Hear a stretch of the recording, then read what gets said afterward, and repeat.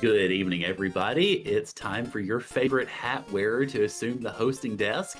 Hello, everyone. It is me, Kurant, and I want to welcome you all to Final Fantasy Randomizer's FFR Rando Winter Marathon 2024. We are supporting the South Carolina Firefighters Burned Children's Fund, and of course, as y'all can see, we have already raised more than $2,000 for the charity, and we are in the middle of what is officially day one of the marathon this weekend. We are about to start a seed of Link's Awakening DX starring Warlink as our runner. We also have Darth Plagueis on as comms. Of course, I will be your host. You've got Dark Moon doing the restream, and Lord Fizzlebeef will be doing the tracking, so we have a very capable team in here. I want us to go ahead and read a donation real quick that we got in as the Symphony of the Night run finished up. Also, kudos to that run as well. That was excellent. $25 from Doozy saying, here's some money for the swear jar. And a big thank you for letting me join the marathon. Let's keep the sword swinging action going. Fudge, yeah. So thank you very much for that $25, Doozy. Much appreciated. I'm sure the swear jar won't feel too bad for being used for charity. All right, so at any rate, I will go ahead and kick it over to Warlink, who is going to be running Link's Awakening DX with apparently Marin saving Marin. So, all right, nice. Good luck, have fun, and go beat up dreams. Thank you, Current. Hi, I'm not your regularly scheduled Maddie running of the X-Bar Marathon for today. I'm your substitute runner. I'm Warlink. This is Link's Awakening DX Randomizer. It's been showcased on this channel at least once a month with our monthly asyncs, and you probably see me last week when we did the monthly run back. That was a fun time to have, but I'll leave that as a surprise for those who haven't saw it. Just go back and watch it, but wait until after the marathon because we're raising money for this lovely charity. So I have Darth Plagueis with me as commentary. Plagueis, how are you doing today? I'm great, Warling. How are you? I'm doing all right. So I'm really glad that the choice is not Marin. This is Alpha Marin, which is the alpha version of Marin when they start making Link's Awakening. So we're going to have her, so we can have Marin do all the Marin stuff. I'm really glad that you both met both the incentive of doing the dates with Marin and doing the best thing in the DX version is to get all 12 photographs. So what I'm going to do is, as soon as I get one item, I'm going to start doing those both the setups just to get things routed and all that stuff. So that is everything right there. Am I missing anything? No. I don't. Oh, No. okay. No. So, Plagueis, are you ready? Yes. Corin, are you ready? I hope so. Okay. Plagueis, count me in. Sure. So we are getting going in 5, 4, 3, 2, 1. Now. There's Marin in bed, waking up by Marin. While Marin says, wait, how many Pokemon are there now? A lot. Yes. There are a lot. Oh, Okay. Okay. Well, let's go. Okay, let's start doing the setups, but first I'm going to do my first... I'm going to do this because it's out of habit.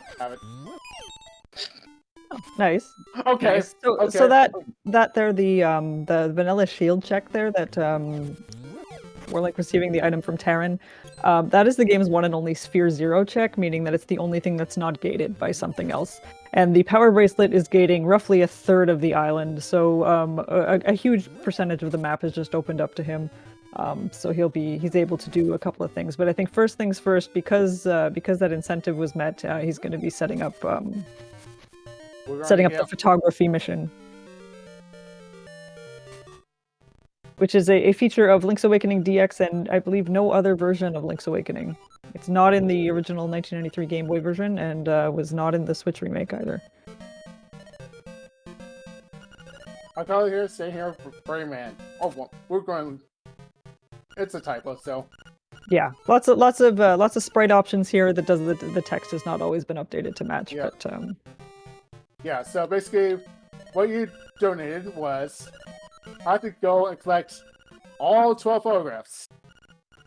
And the randomizer, they're not needed except if you're playing bingo. Now, while I'm doing this, I'm going to pick up these checks while I'm at it. oh hey,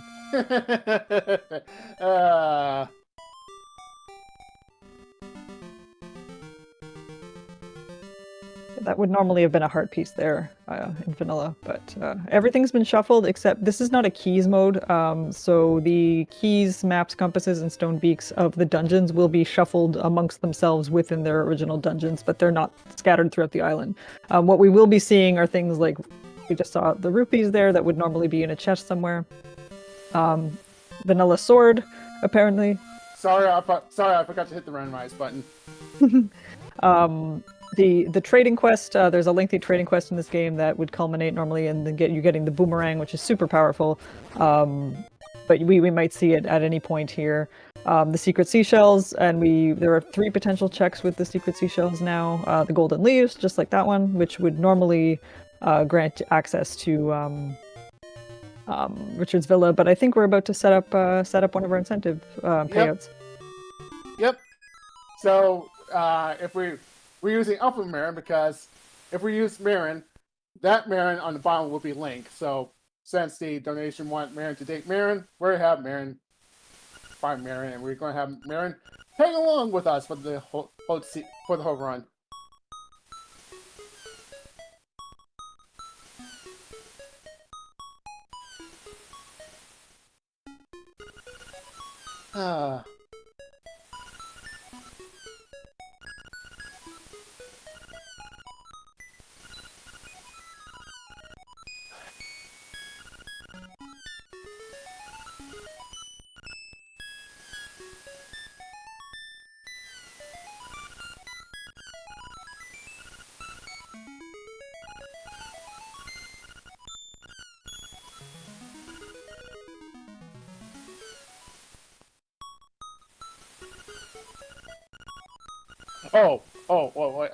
Yeah, I was listening the whole time. I don't know. But... I mean, Marin would be listening to Marin. That just makes sense. You got Marin. Is this your big chance?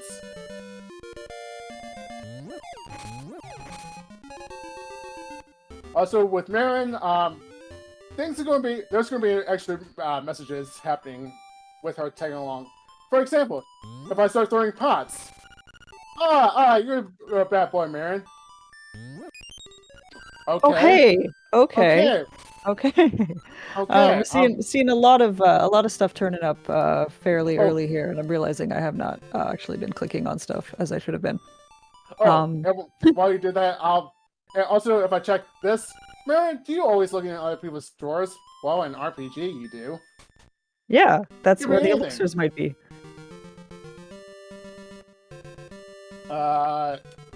Number 1, I will just say return to home, but since we're doing photos, we're gonna have Marin take Marin. In my opinion, and the Switch remake it's still there, but too bad you don't get a picture of it. But it's like the great demonstration of the toy aesthetic.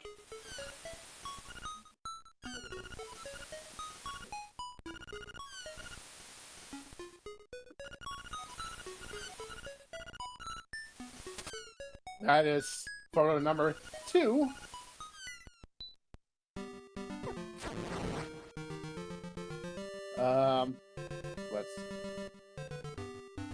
You know what? It'll be a lot faster if I do this. Let's do photo number 3. Yeah, there's quite a few of these that we'll see early on in the village area. They're all very fun. Yeah, like at least a good chunk of it is like, ow. Why was he already down there? That's my question. I don't know. And here's 4. Get close to the Bow Wow.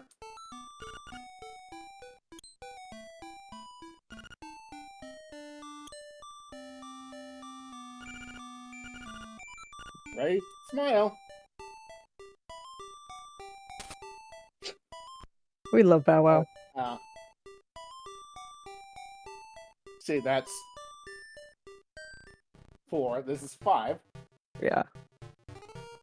The proximity in the village is going to help Warlink clear out a lot of these out pretty quickly.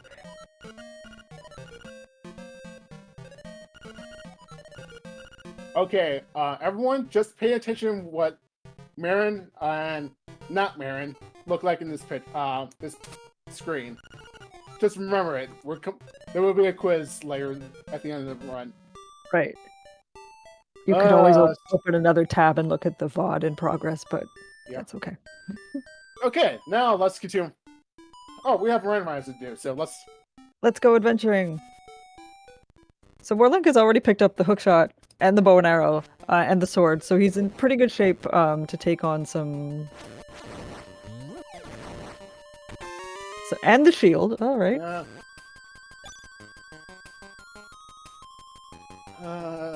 We're going. There are a couple of things in here. We're about to see these crystal blocks here. These will only take damage. These will only be affected by the sword. So the sword is there is a very complicated way to super jump and get through there without a sword. I believe it involves some form of RNG manipulation with the keys there, but that and for the most jump. part, you would probably oh, you can. Yeah, you can do it with super jumps, but I think it's in. I want to say it was in Hell Logic. Yeah, I think that's my understanding. Is that it's not a quick and easy trick. There's a lot of setup involved in. Yeah, and yeah, you basically have to I think you have to super jump at the right spot to clip yourself inside both of them, and you have to. It's one of those things of it's like the last thing to do. Oh, let me do I'm going to do the thing. You gotta love the thing. The thing that I laugh about bombs is because bombs, I think, is the most powerful weapon in the game. Because this here, I need to have magic power to bring on that Tanuki. I don't have powder, so if I think this is the right spot. If I do this. Yeah, the game might be a tiny bit broken. Just a little. Just a bit. What are you saying? Link's Awakening for the DX is a perfectly programmed game with 0 bugs.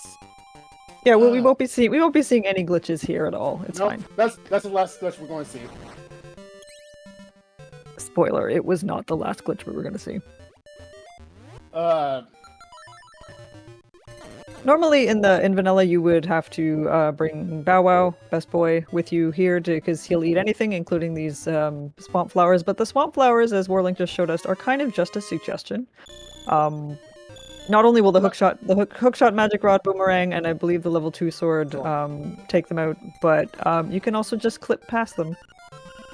And here's another reason we brought Marin. Marin doesn't like dungeons, and she's going to stay outside and wait for us. Yeah, normally you would get the power bracelet in this dungeon, so that that chest would not be available to you the first time you go in vanilla.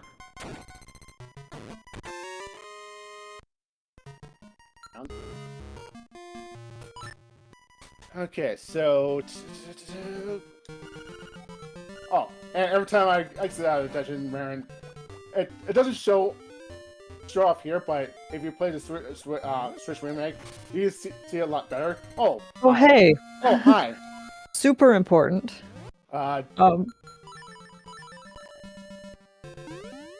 Feather being Yeah, the jumping item. We tend to use if you wind up playing and using our tracker or watching other people playing, we'll use a lot of the same terms that get used in the vanilla speedruns. So we still refer to that check as the heart piece of shame, because of the meta where people try to jump over it without actually getting it. So on one. Hey, we got 3 barons. And but that time it was really important, and there was really no getting around that. Feather's a big deal. Going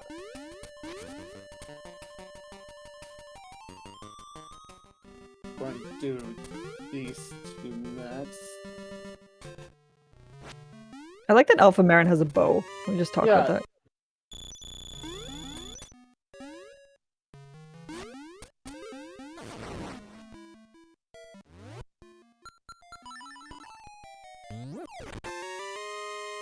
Oh. Yeah, that's the sort of fake out item you would get in Dungeon 5, Catfish's Maw, where the hookshot is canonically supposed to be, but Master Stalfos has taken it, and you've got to fight him 4 times. Fun fact: if you are playing in like an archipelago multi-world with somebody and they find that item for you, it will probably tell you that you sent them nothing, or they sent you nothing. Nothing. Yeah, should have kept the red snapper. We're going. Okay. Aha. This is the check where you would normally rescue Bow Wow. It does require the sword, not for this section, or this next room with the multiple Moblin underlings, but the Moblin boss is only going to is designed to take damage from the sword. Yeah, if you don't have Minibus shuffle on. Right.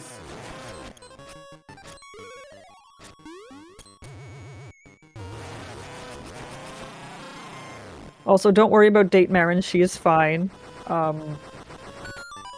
She's not glitching, and for real, it's fine.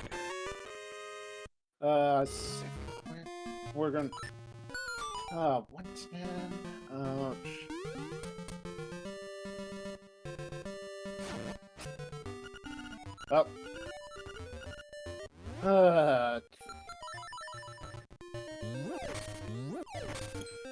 Six.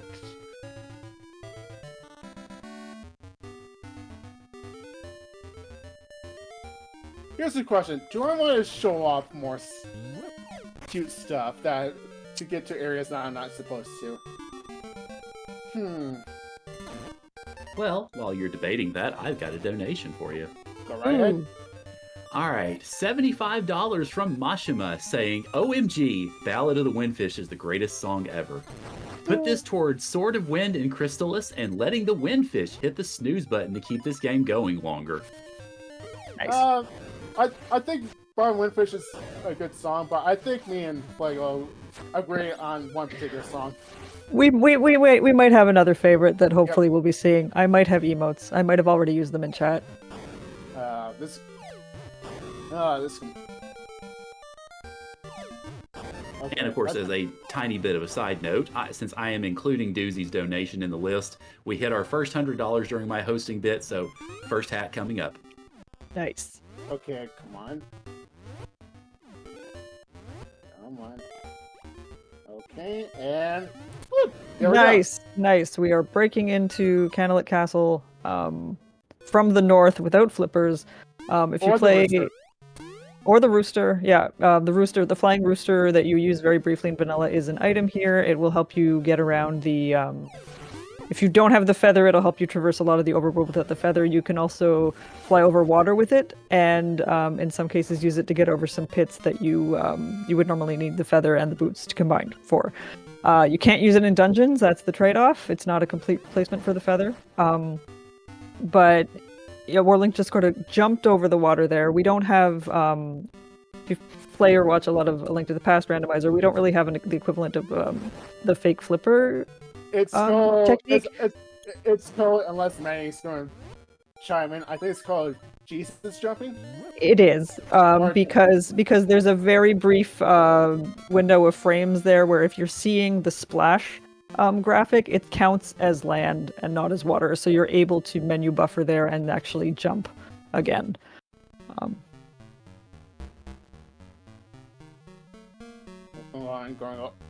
I'm going to go top bottom because I'm going to exit Calent. Makes sense. And also get the next Fisher. And because of the randomizer, in the vanilla game, to get this picture, you have to do it while the drawbridge is up. But in the randomizer, because this could be a bingo square, it can be collected at any time.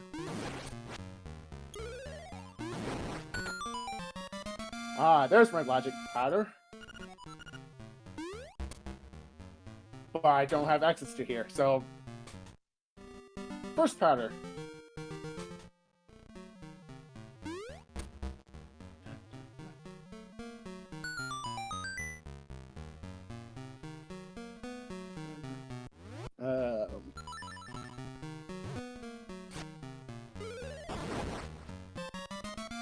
More health. Yeah, these are the heart containers that would normally be the reward for beating a dungeon boss, and so something else will be in that spot instead that allows you to, is the trigger for you to open the door and go get the instrument. And this is an 8-instrument run, so Warlink will be completing the 8 main dungeons and possibly having to duck into Color Dungeon as well. I don't think there's a photo there, but No. sometimes... Oh, hell, that's important. This is like semi-vanilla adjacent. It is. It's sort of like a speedrun vanilla, because instead of getting the 5 golden leaves in here and then bringing them back to Richard's Villa and him granting you access under his house to go into Pothole Field and dig up the slime key is just in the castle instead.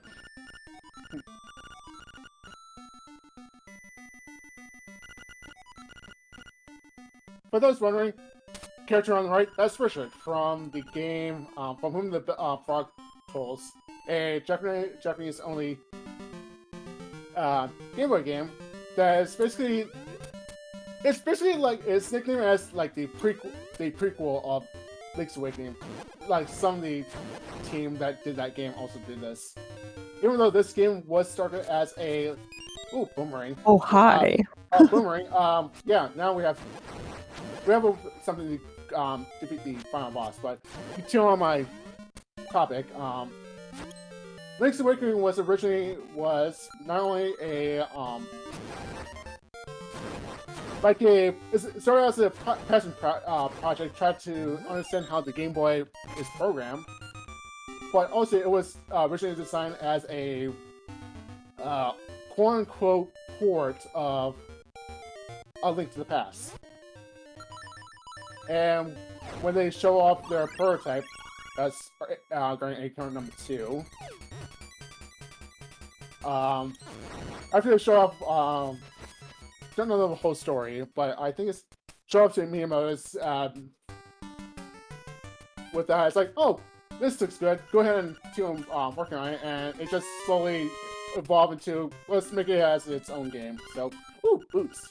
Oh, hello. Yeah, so we're seeing, I think this is the first Trading Quest trade-in that we've seen this seed so far.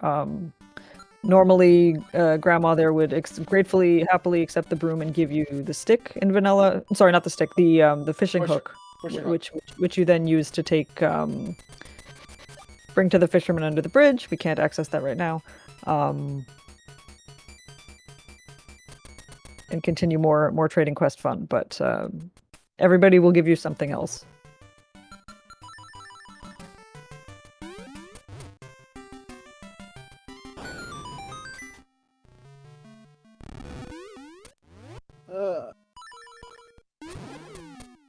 So this is what we call Bomb Arrow Cave. I'm not going to use bomb arrows because I'm going... Depending on what's in here, I'm going to do something... you know what? I'll take it. Feather I can set up quickly, and Yeah, so There we go. bomb triggers there can be used to activate cutscenes and also to pick up items like that on screen transitions. oh, I'm going to make a save to save here, just in case because this is like if you accidentally bump into the walrus or accidentally talk to the walrus, Marion leaves, and we're not going to do that because you donated all this money to have her tag along, and we don't want her to leave this early run.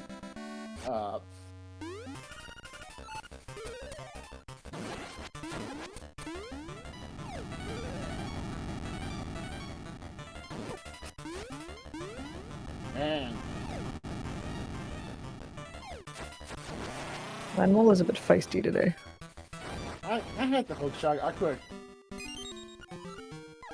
do the somewhat fast kill, but This one had swag. It's fine.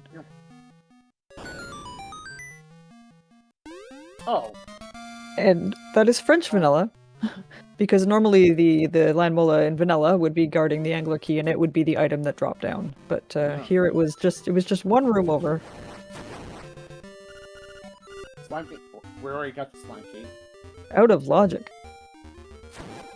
Yeah, we need access to the castle somehow. That more hearts doesn't hurt that. I'm going to return home. Yeah, that return home feature is a very nice quality of life addition to the randomizer. Oh yeah. And sometimes it's necessary because sometimes if you're in like if there are entrance modes available as well. There aren't any on here, but you can if you have all the entrance modes on and all the annoying entrances as we call them on, you can end up walking through a door and ending up like in damp cave underwater without flippers, and you have no choice but to return home. Yeah, when you save a clip, it will take you to the spot wherever you do a screen transition. Transaction, so quote unquote. So without that, you would end up soft locking. So glad it's there. Okay, so I'm going to get the free refill. If we talk to this ghost, it's another soft lock prevention. Just if you somehow waste all your magic powder, arrows, or bombs, that ghost will give you fill it up to 10. And here's wait. I want to do this before Marin gets all. And this is why you don't allow me babysit with babysit because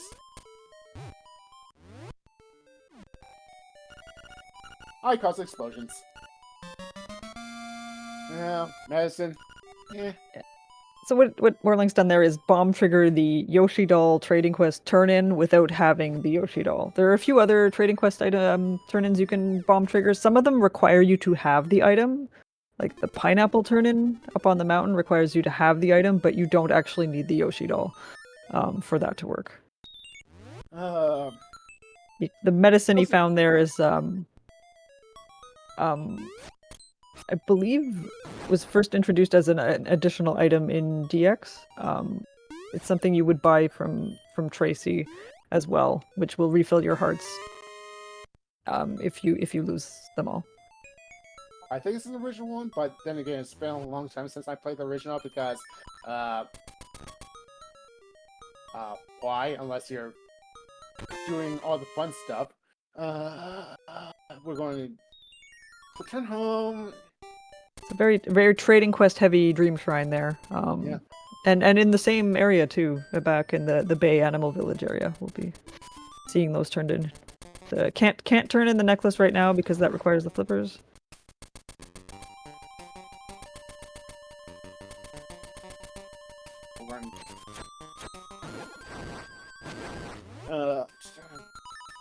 We're about to see our first Mad Batter. Yep. Yep, this man batter will increasing capacity to whatever pressure power, bow, or bombs, but this is a check. Also, Yeah. also I'm running the rules of no ubu, so no out of bounds, no wrong rope. I usually do basically you can super jump here to the left to get to the other red better down in near Mother's Bay, but that's considered out of bounds. We're not going to That do would be cheating. that. Would be that is cheat. That is considered classified cheating, and we go straight to jail. There's other stuff that we consider as cheating, but it's legal cheating because it's a slight programming. Like all the bomb triggering and stuff. That's It's that's fine. cool. But yeah, you'll find that racing within the community will follow those no wrong warp, no out of bounds speedrun rules. Yep. Oh yeah, let's just do this. Yeah. So with the feather and the magic powder, and Bracelet. in this case the sword, but the magic rod would also work. Warlink has what he needs to complete this dungeon and finish, and get the second instrument, which will be our first instrument, and the letter. Oh, we just got a letter. We just got a letter. We just got a letter. I wonder who it's from. And you're welcome. I got that song stuck in your head. Here, we're going to go back and hit. Go grab this one. We're at 2. There's 1. There's More man. trading quest. So now Corn Castle is in logic because Yeah. that's our logic way in. But I'm still going to turn in because I'm going to be in there to do the Seashell turn. Magic power. Notice monkey.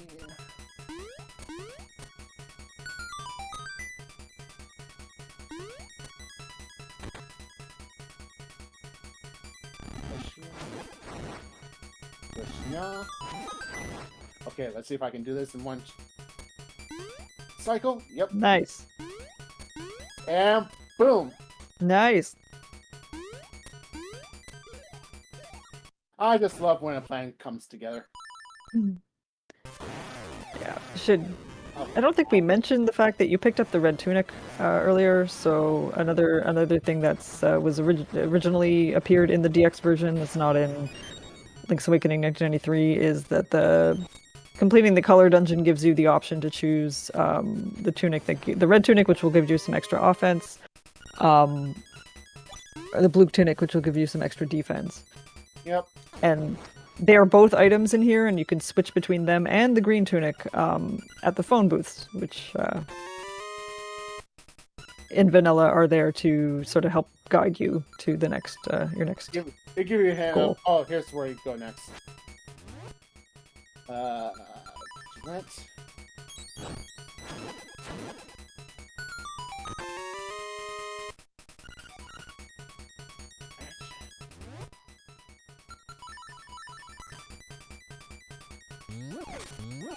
Down to 1 chest, having a unique item, and I don't want to do that room.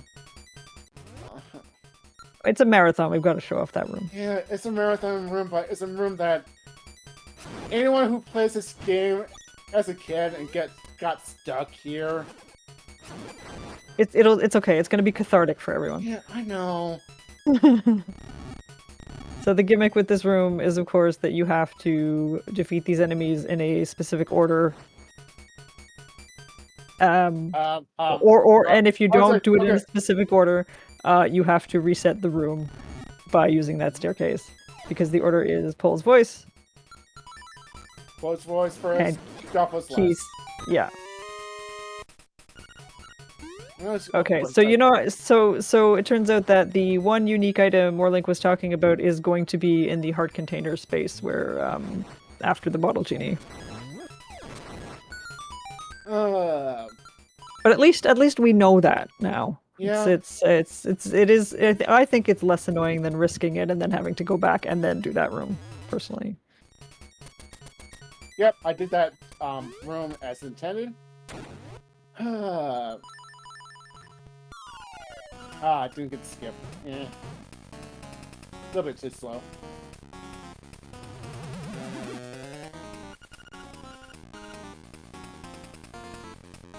Okay. 1, 2, 3, 4. 1, 2, 3, 4. Next we're gonna DX. D2 boss. Brought to you by Corners.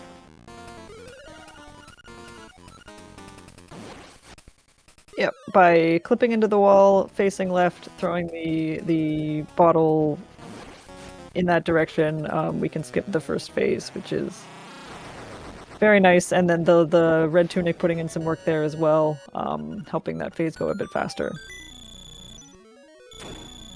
I just noticed that they were for rupees as coins, and that's oh oh.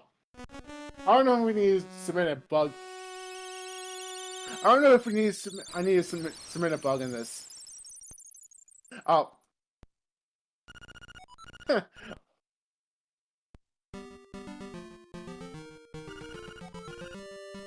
So that was our first instrument, which was actually instrument 2, because Rando. Yep. All hail the magic conch shell.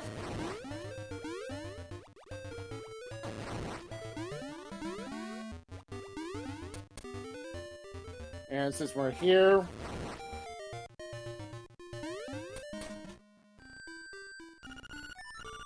happy. Look, this came with a photograph. Yeah, Princess Peach is in this game. Totally. Another secret seashell. Fine.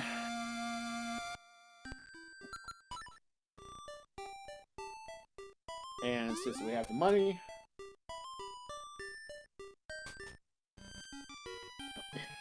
really? For the low price of 200 rupees, you too can buy 20 rupees. And then for the low price of 980 rupees, 80, you get 50.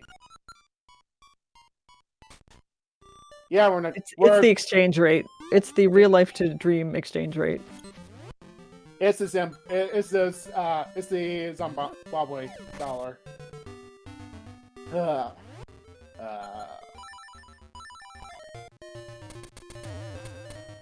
Yeah, not picking that up yet. Yeah, the medicine does not stack, unfortunately. So since Whirlink already has one, it would just disappear. So not collecting it means that it remains in the tree to be picked up later.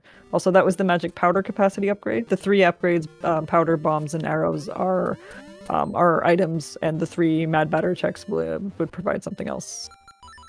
And since we have the bomb and the boots, bomb and boots cave is what we call this.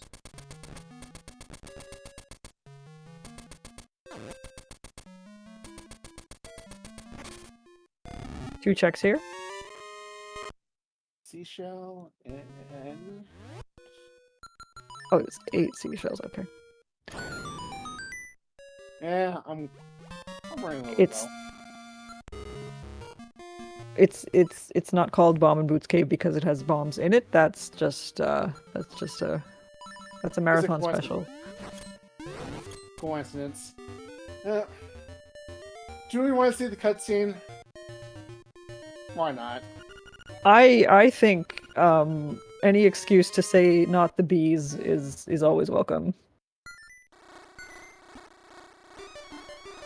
Not the bees.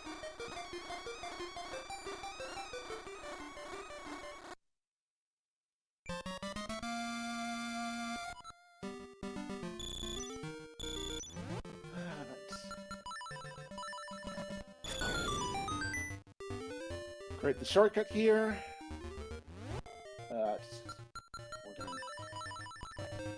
We're going to dash over here.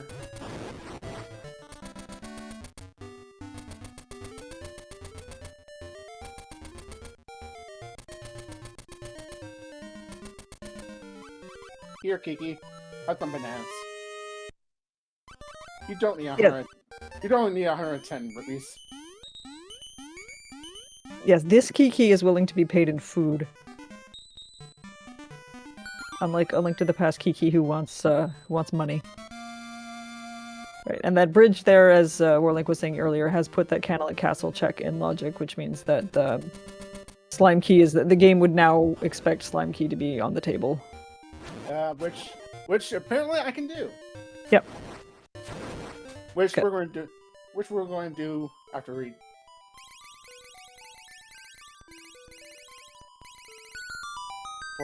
For the low price of 5 sticker seashells, we get $50. Hooray! Ow. There's another check at 10, and then finally another check at 20. You would get additional seashells at 5 and 10, at exactly 5 and 10 in vanilla, and 20 would give you the level 2 sword, which is a power upgrade. It doesn't have any progression implications like the various like having the Master Sword would in A Link to the Past. Also, I'm going to open up this the attendant way. Yeah.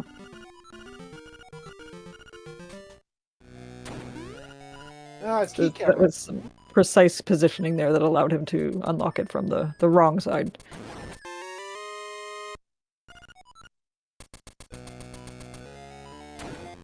See, what we're going to do is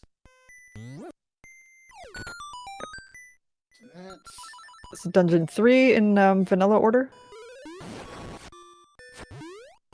yep. This one has 5 unique items. And if you have key saving turn on, there's a lot of checks in here Yes. because there are 9 small keys in this whole dungeon. And you need more than half of them to, even if you're just go moding it. So. If you don't know, Depending on what glitches you know. yeah. I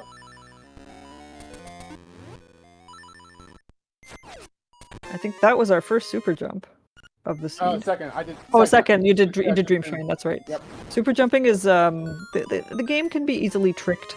So Warlink is with some clipping and some precise button inputs. It's possible to make the game think that you are jumping off a ledge instead of just jumping normally. Here's another one.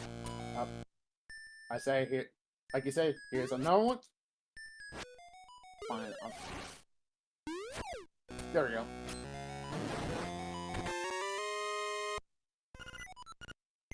They can be used to great effect to skip keys or other setup that's necessary.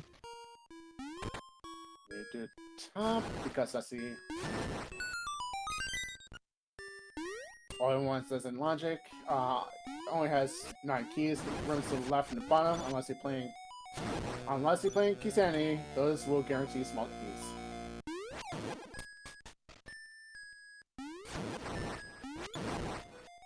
Do that. Do that. Woo! Piece of power. Nightmare key. Do that. Alright. That.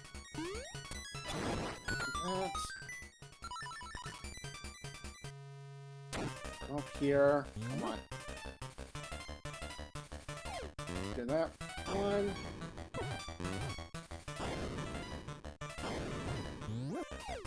You need to Great, force the great. Dodongos to swallow 3 bombs.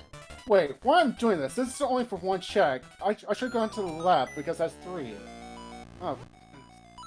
Man, I'm playing. I'm off my games tonight. I don't know why. Curious.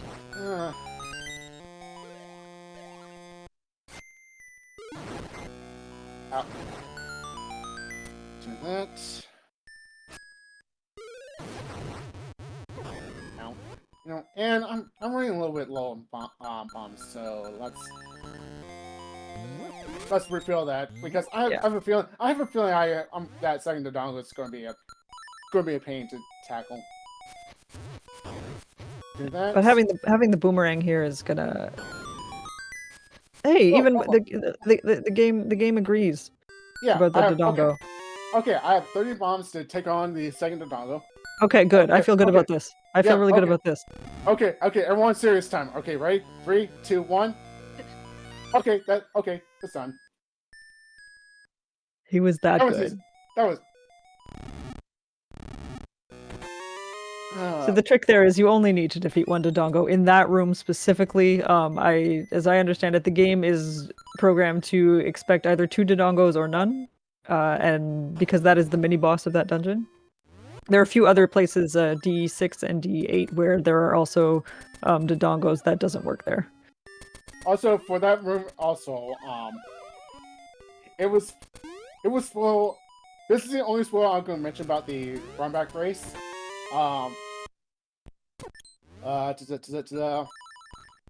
For the main boss, for that room was the 2 Gomas, and it's the same thing. If you defeat one of those Gomas and you leave, the other one also disappears. So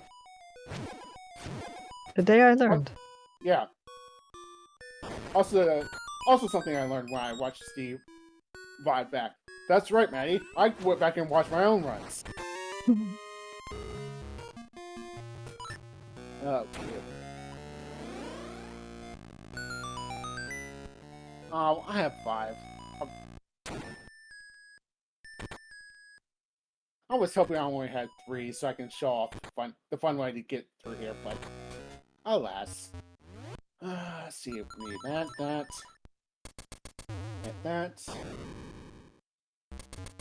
Jump. Press down.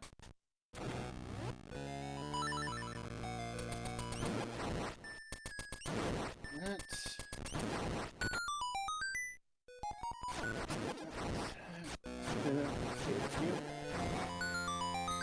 Mushroom.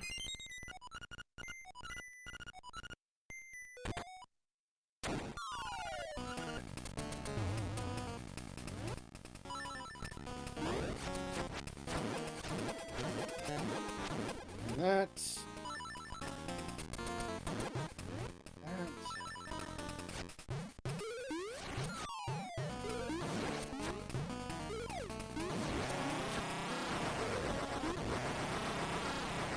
That was easy.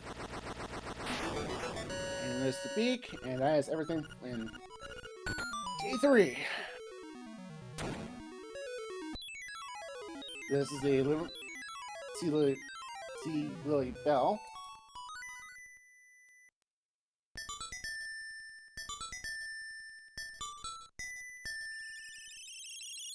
Okay, I need.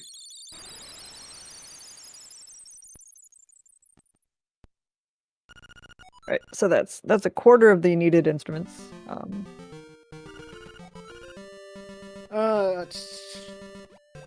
Where do?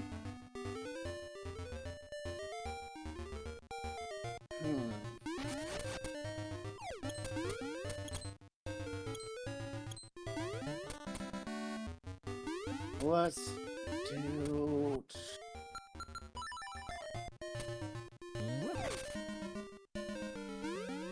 So the prairie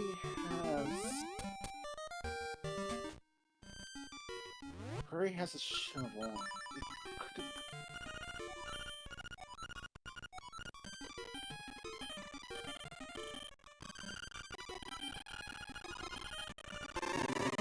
Seashell number 11. Even though I'm coming back here, and it's been a while we have a photograph.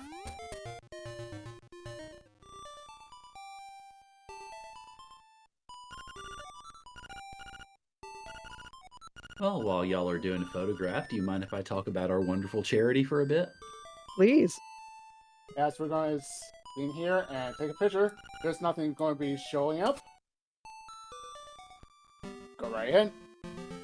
All right, so we are taking donations this weekend for the South Carolina Firefighters Burned Children's Fund, whose mission is to support development of pediatric burn care and treatment, supporting recovery of burn-injured children and their families, supporting research and education for firefighter safety and injury prevention, and burn awareness and fire prevention education. They have been doing this for quite some time, but they have had some great achievements this year. For instance, this year they had a 50% increase in campers for their 2024 Burned Children's Camp, with a target of a 66% increase next year to 50 kids. They've got a new location at Camp Cole in Eastover, South Carolina. They have made it to where it has a greater statewide reach, the organization. They've connected with the Doctors Hospital Burn Center in Augusta, Georgia to expand outreach, and also have started putting together caregiver comfort units for use in basically any sort of situations that they need. So the Burn Children's Fund has been able to do a lot this year. All of your donations that you make are going straight to the organization. And as mentioned before, every $100 that is raised during my hosting session means a new hat on my head, like the Bowser that you see on screen. So get those donations in, y'all. Hat. Hat. Oh, during that read, I picked up the shovel. And I almost laughed during that. So we're going to dig up some stuff and also do one of the tricks that will now $50.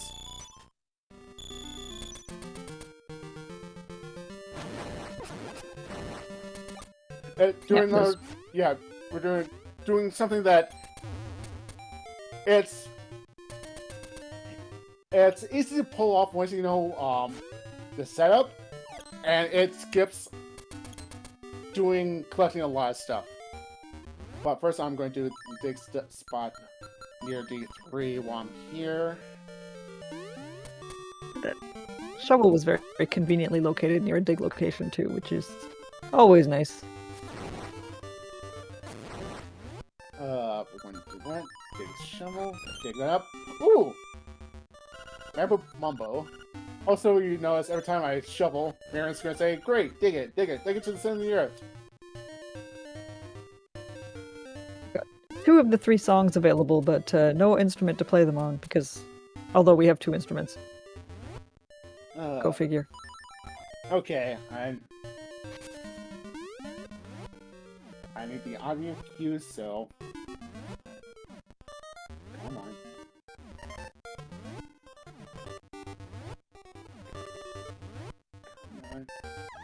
There we go. Hold down. There we go. Another example of how you can make the game think things that are not necessarily true. We've just Whirling's just tricked the game into prioritizing the screen transition over the falling transition. It was able to jump into Pothole Field. Yep. It's called the skip. I don't have to collect all 5 gold leaves. And it is useful because there are some times that something is required behind here. Oh yeah, I've had Feather down here once. You can also do that trick he did with the menu buffering with the rooster, but I had yet to learn how to do that, so would save some time. Yeah, that happened to me last week for the weekly race that Luck Rooster Joe hosts, and let's just say the dig spot contained the hook shot, which was hard required because you need to do D5. And there's the Yoshi doll, which we have already turned in using the power of explosives. Don't worry about it. We're going to check the Yoshi doll down the pit. I mean, give it to no. Let's say we're going to give it to one of the children for the charity we're raising for. More money. Second tree bonk.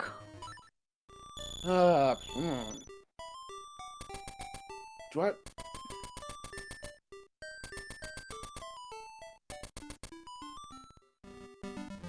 Okay.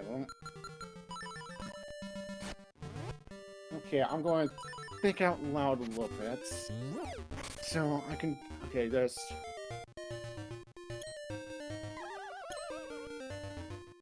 When we do the rap games, and that's. Put me over there. That's 2 checks over there.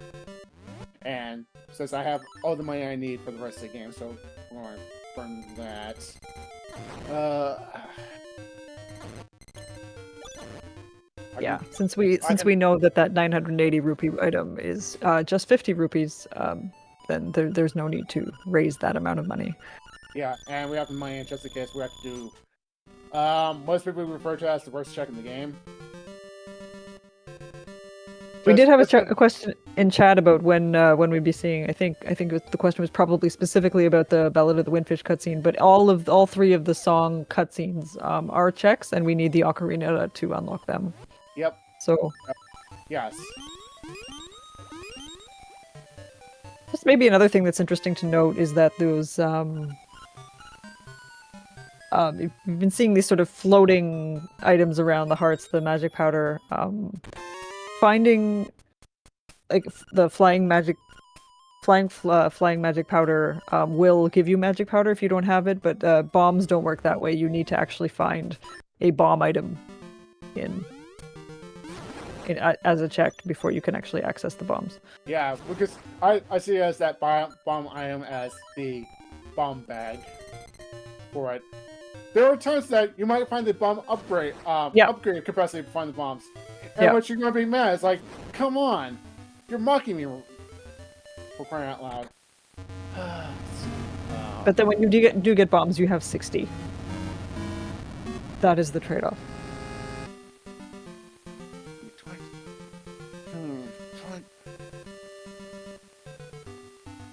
This.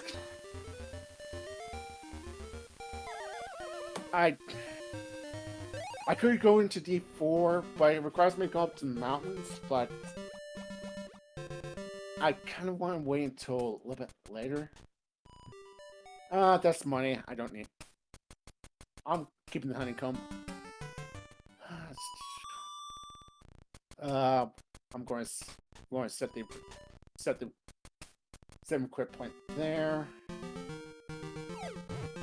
Ow. Ow. Do that. Going to go here.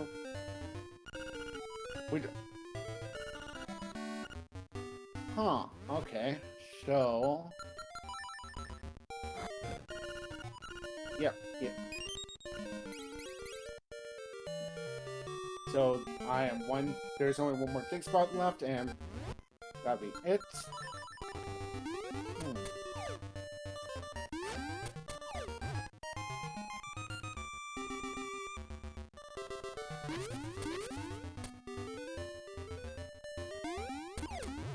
Okay, we're going to play the 50-50 game.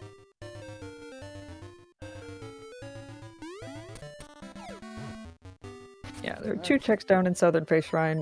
We just got the hint that one of them was a golden leaf, which Whirlink doesn't need because he's already done Villa Skip.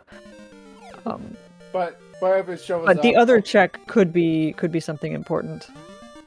And the nice thing about getting that hint is that if, say, he does the earlier check, which is just underneath one of these statues, he gets to bypass the Armos Knight mini boss entirely. Actually, I'm going to do both of them because this hasn't been brought up yet. Like every run I did for a marathon, I'm doing a pledge for multiple things. One of them is for every secret seashell I collect, I donate $1. Any level turn is hard required. Gives me a hard required item. I'll give a additional money equivalent to that level turn in. So 5, 10, 20.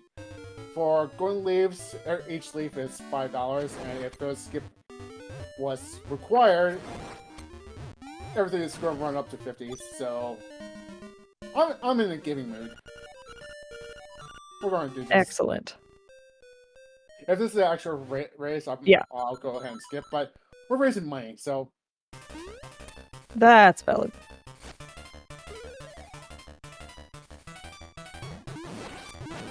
Also, there is $1 every time I pick up a guardian acorn because the acorn is not that useful. And every time I get a nagging message when I try to pick up something with my bare hands without the without bare hands without the power braces setup. Man, oh.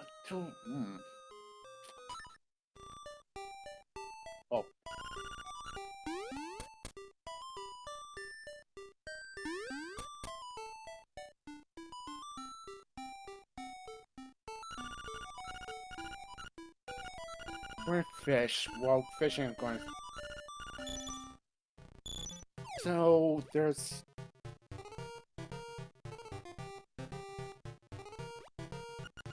Okay, there are the last dig spot and the 2 chucks down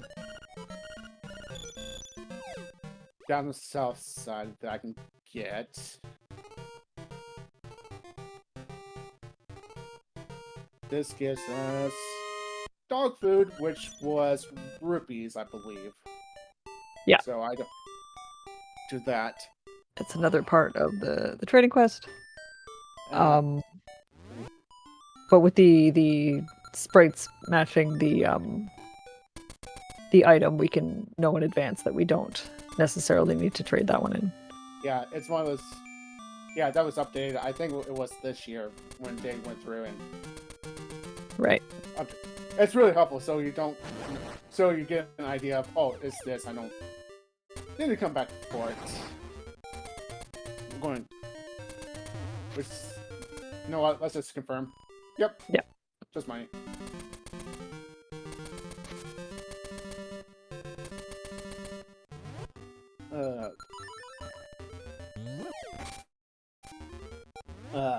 We need that.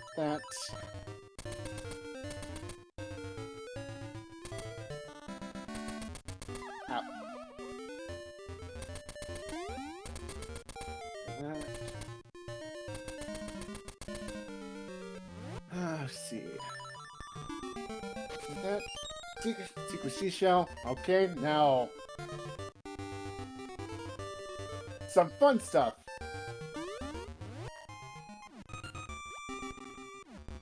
Jump up.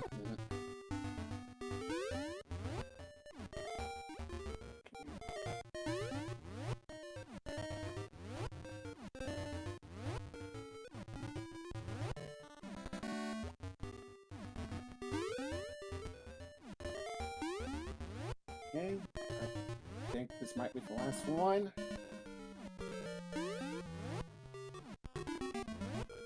I'm doing this just up. There we go. Hey!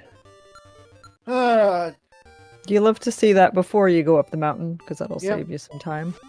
And also it's where I'm going to do my favorite. I think everyone's favorite bomb trigger. Very nice. You know what? I'm here and I should. You know what? I shouldn't return home. I should have gone up north and get that dig spot, but you know what? It's nothing important. It's gonna be there. Famous last words. It is probably the most tedious of the dig spots because it involves bombing a wall, going through Jumping all that some other stuff. rooms, yeah. But this is Link's Awakening DX, so we've got to see Color Dungeon at least once, right?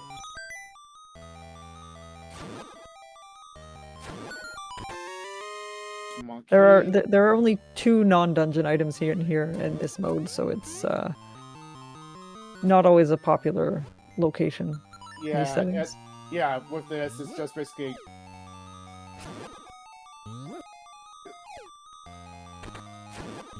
It could be something important in here. It could be not. It's one of those things of, do you fade it or just bite the bullet and just go and just find what is down here? Okay. Why am I magic? Oh, I'm at 40. I'm fine with magic. Ow.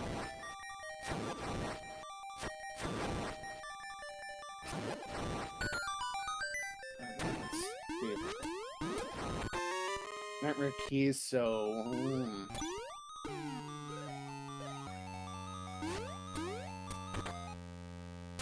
I think Boomerang works on him. Yeah.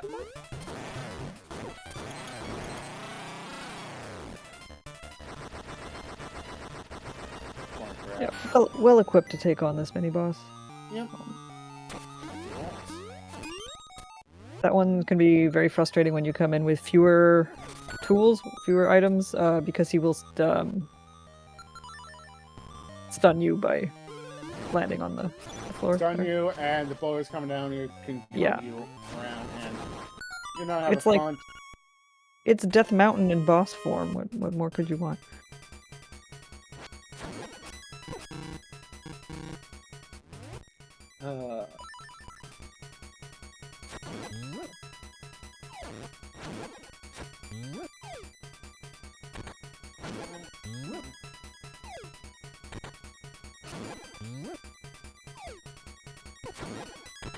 Okay. Kill me!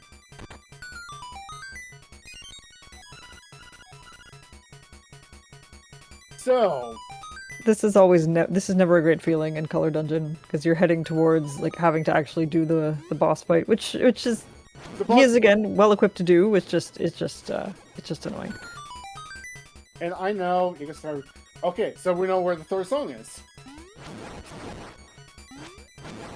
But how do we play it? Is mayonnaise an instrument? No, but I have a feeling bombs might be. Let's see. We're going.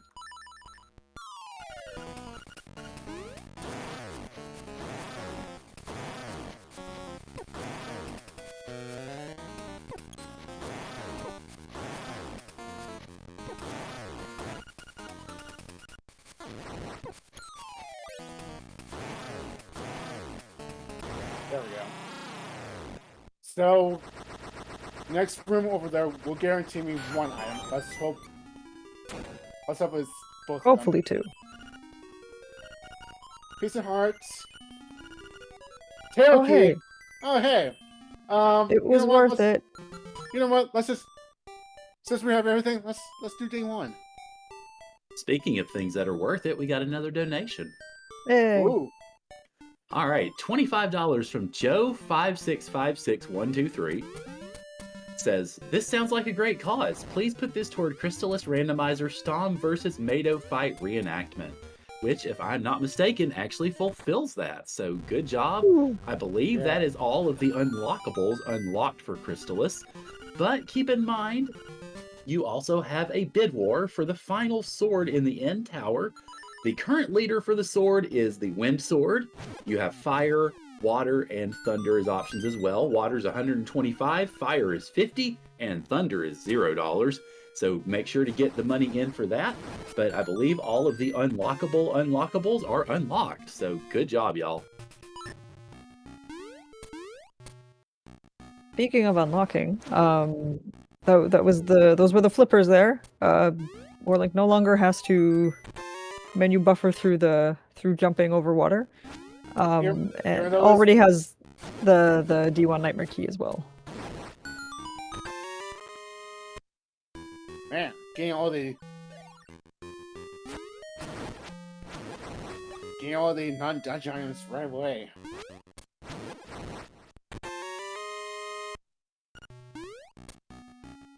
And he also does have everything he needs to full clear this dungeon. That's a bombable wall there on the left. The vanilla feather chest is shield gated.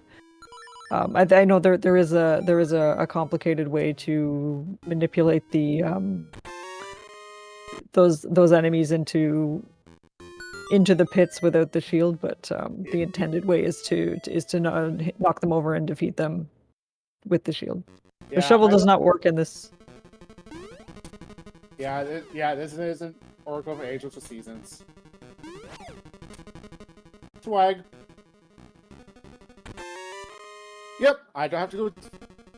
Yep, that's everything. So we're not even going to see those spiked beetles. Yeah, we're going to see them in D4. Later, yeah, we won't see these ones.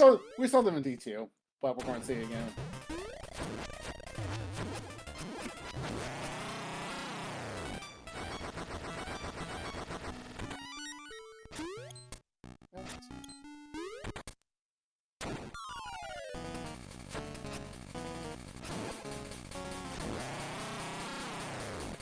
Normally that would be 4 hits, but the tunic makes that go quicker. Yep. And we got the cello.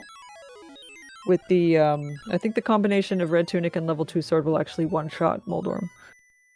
This Moldorm. So, always nice. Yep. So.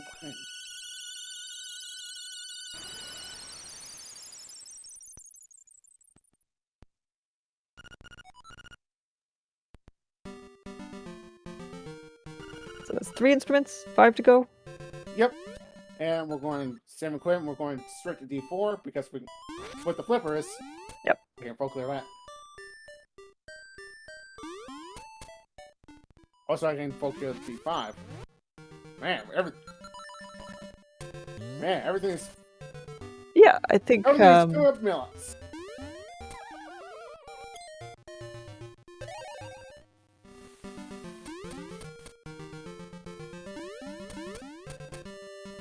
so because he's found the flippers, Warlink is able to just enter D4 without going up the mountain. 17 secret seashells. Yep.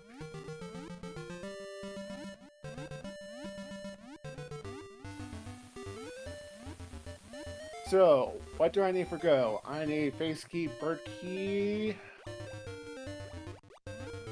And magic rod. plus magic rod, or wait, that's it. Nope, we don't. Forget what you just saw. We were just checking out that cave. It's fine. Yep.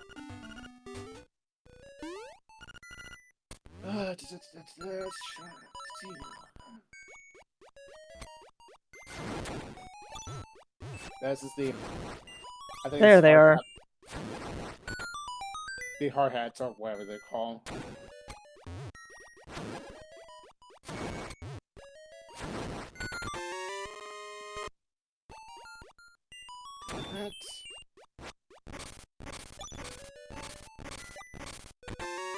Man. That menu buffering there is just to skip the text telling you what you found. Yeah. Saves a few seconds. Yeah. And if you have key setting on, if you're not using tracker, then you have to go to the menu to try to figure out what key you picked up. But if you're using auto tracker, it just tells you right away, which is extremely helpful. Thank you, K-Branch. We love K-Branch. We love Magpie. Oh, And we love Bow Wow. We. You know what? No, I said we save and quit. We save and quit earlier. It's worth it. I promise. It's worth I it, promise. yes. Yeah. Also, a lot of those early items were keys, and you don't actually need all the keys they give you in this dungeon. You just need one. Yeah. You know, that's small. That's a key. Well, wait, do I have a small key? Yes, I have a small key. Yeah, we're not going. Here's the description where you get Bow Wow. Oh, it's called Bow Wow. This is a bug. I'm going. We need to call Dan on this. It says it's supposed to say from Bow Wow. Which monster put in a chest? He's a good boy. He waits you in the swamp. He is a good boy. Yep. So in vanilla, you rescue Bow Wow from the moblins, and then you return him to Madame Meow Meow, who asks you to take him for a walk for a while, and so he follows you everywhere. In that situation, but in the randomizer, now that we've found him, he will be waiting for us in the swamp area if we needed to go back there. And the reason why that room that I've grown in D2 is a pain. That's where the nightmare key is, and if you don't know what the order is, you're kind of stuck there. And even though you have the bracelet and it opens up everything else, yes, I know that has me cracks. Even though it opens up a lot of things, it's they stop you and say, "Hey, you need to return that foul beast." So as a kid, D2 was my brick wall for the longest time. Until I want to say my cousin when the DX version came out. Tell me, oh, you just need to do this, and I'm looking at it and I was like, really?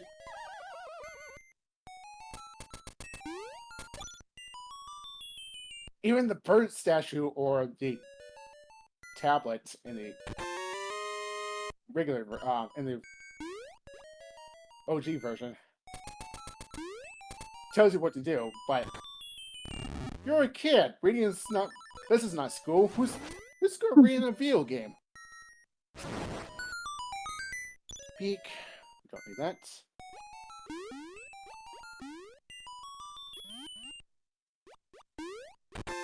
Ah, There it is. there we And- go.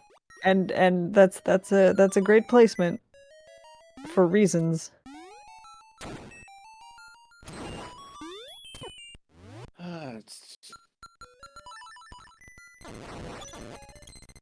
Is the backwards you? Yep, backwards you.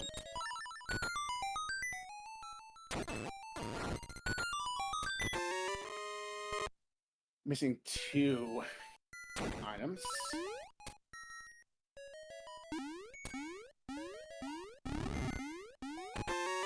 Magnifying glass. That's in a normal situation that only opens up 1 check, but since we're doing photos, which I totally forgot that I don't know how many we're at, but we're doing this on the fly, so that magnifying glass is really important because one of the photos requires it. And like Warlink was saying earlier, sometimes a photo requirement can be one. Getting a certain photo can be one of your requirements in a bingo mode, which we don't have on here. So Yep, the bingo mode. we have an unofficial bingo mode with the everybody meeting the incentive with their donations, which is awesome. But there are also modes where you need that to finish the game. So you need to meet certain requirements to finish the game. Yeah. Yeah, built-in bingo, so basically you don't have to worry about an external third party. Anglerfish is about to have a bad day.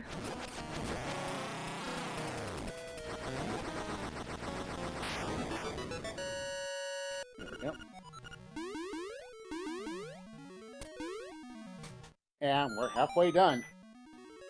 Yep, that is instrument 4, which is instrument 4. Yep, the surf harp.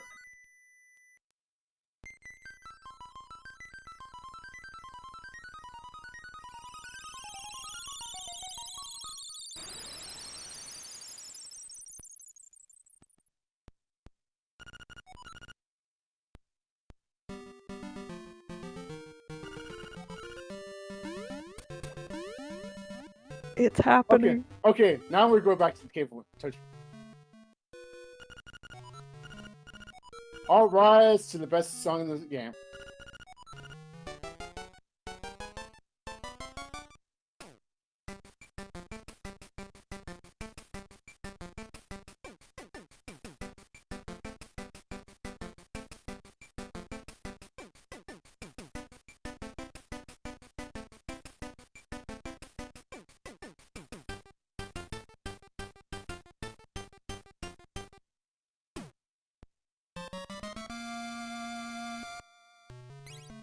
Always worth it.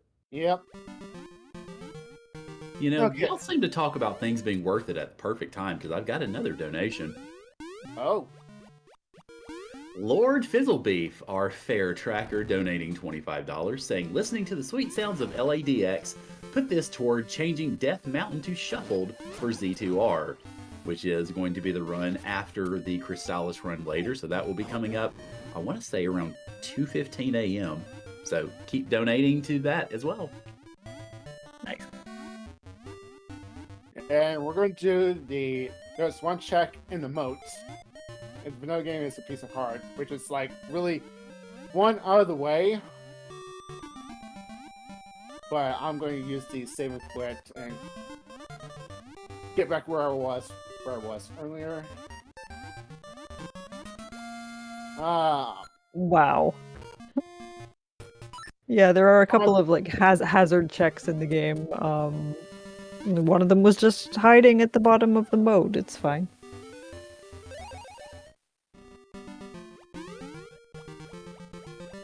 Okay. Those can also be show up in place of the heart containers when you defeat a dungeon boss. And you actually have to defeat all of the gels that drop down.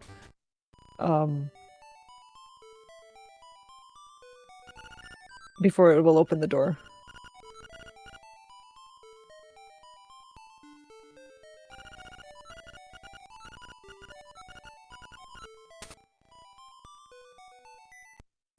Aww. According to that. Realizing you did have the honeycomb and the necklace. Gonna get our second song cutscene here. Yep.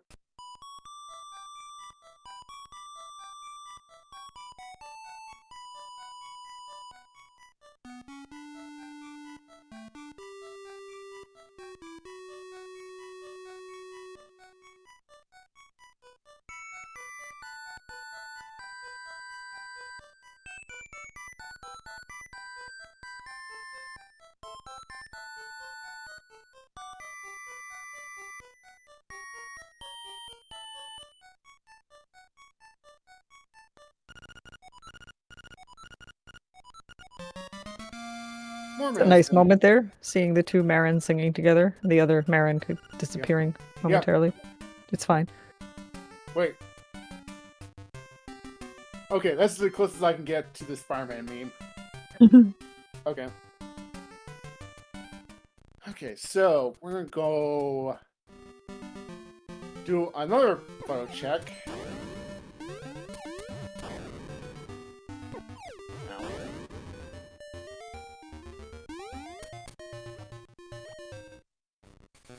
This one, yeah, this one.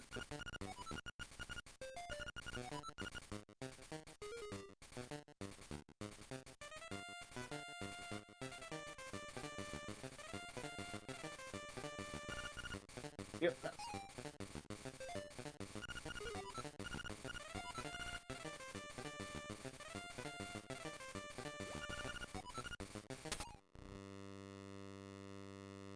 Oh, he's fine. Don't worry. Also, while I'm here, just we'll go to bombs and.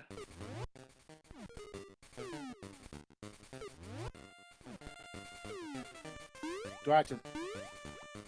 Let me leave and.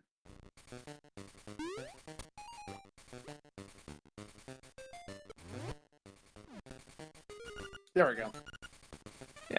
I think that photo cutscene interrupts things a bit. Yeah. Because this is another.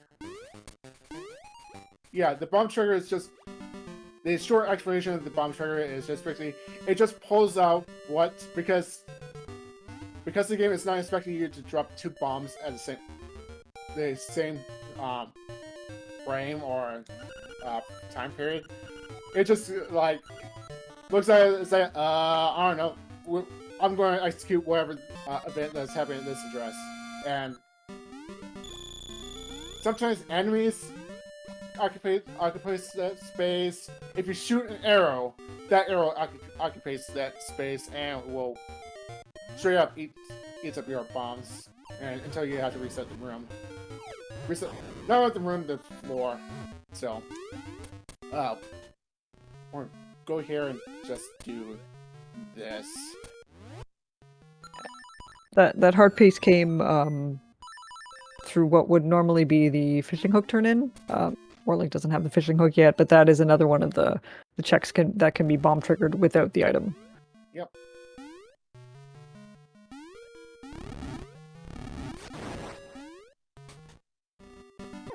This is our last dig coming up.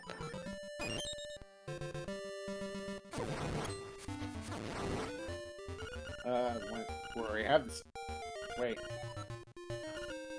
Okay, that's where the sword is.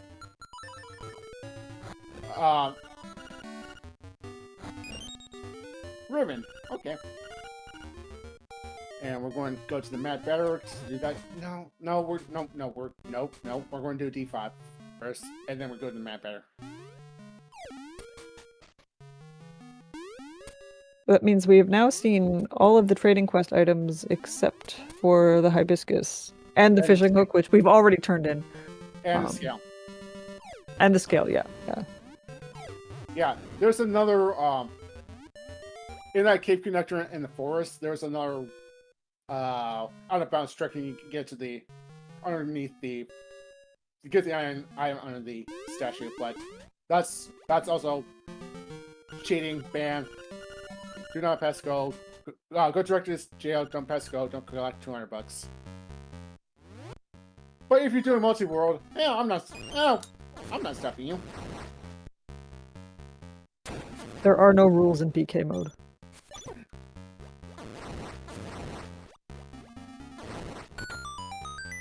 There is no rules. Have you ever beaten a multi-world with 5 hearts, blue mail? Oh, go scale. Level 1 sword and a dream. I did this week. Sounds painful. It was alright. It was a pain because it was a pain because I don't have boots to take care of one of the phases Pokemon I'm not going to mention right now.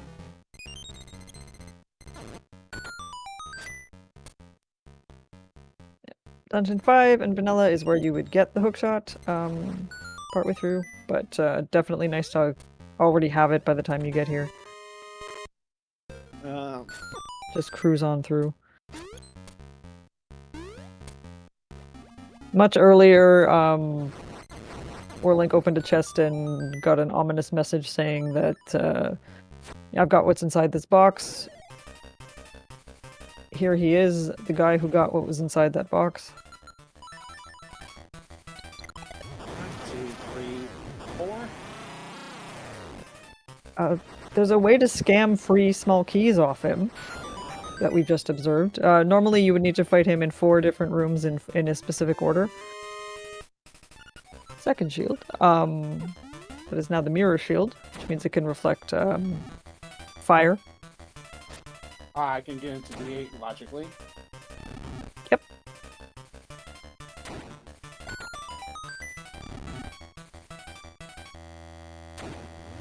Can't do that.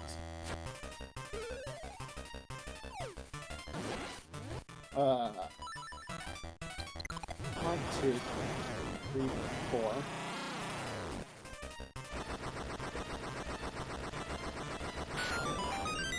Yeah, that trick with the bomb arrows there is sort of triggering the final death animation for Master Stalfos. It's not actually and yielding a small key that's not really, it's a duplicate of the 3 small keys in this dungeon. But in order to collect the item, Warlink is going to have to do all 4 fights. There's the bomb upgrade.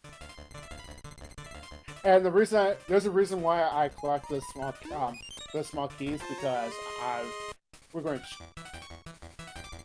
to see shortly in the next fight.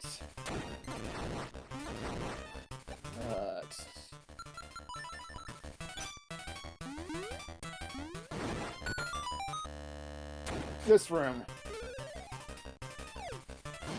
2, 3,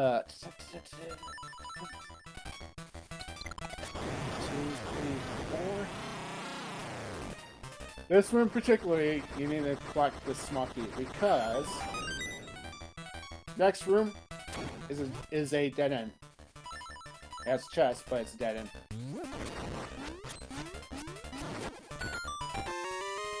Traced. Okay, so I'm down. It's an important chest. Yep. If you don't correct the small key, he shows up again. Selfless will show up again. You have to fight him again to get through. So.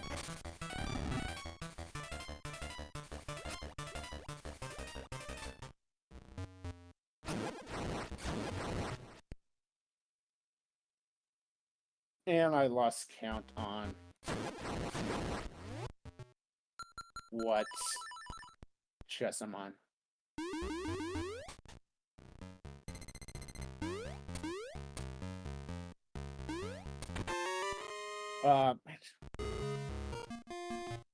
If it's any other mode, I'll put it sit through it, but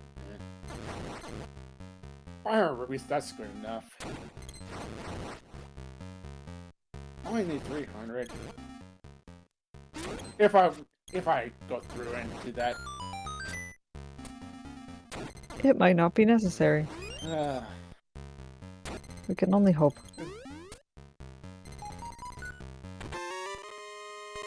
You said before, there's nothing important in Mambo until it is.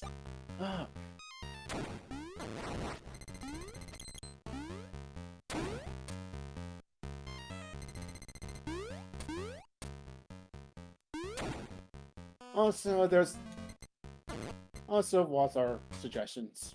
Yeah, that clip is life-changing. Yeah, because yeah, because the room to the left is a 2 Gomos mini boss fight room. So and also you save a small key. Yeah. So this is Slime Eel coming up. Another boss that is requires the sword. And this is not a case where the red tunic is going to make anything faster because it is 8 hits regardless of which sword you have and which tunic you have. Also, the red tunic might be as a hindrance because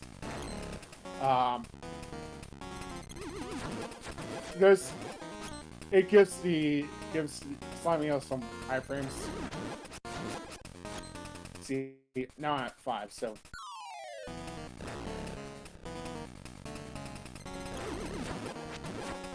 Yeah.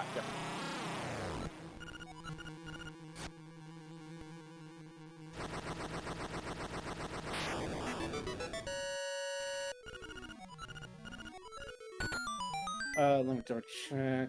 So it's 4. 4. If I do not, that's 3. Okay, so there's one. There's one. I'm left. Pick up. So we have to go back.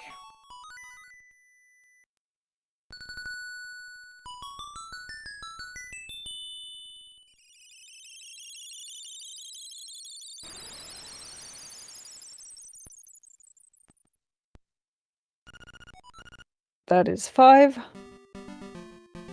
Funnily enough, it is the 5th instrument anyway.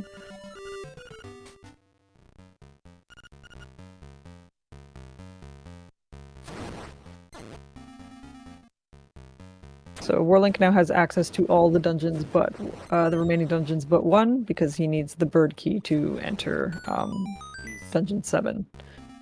Has everything else he needs for Dungeon 7, including the Mirror Shield, which puts things into extra normal logic. Although there are other ways to the level 1 shield, unless something has changed, the level 1 shield will still reflect the Evil Eagle's feather attack. Yeah, the only reason it's considered hard logic is because I think it's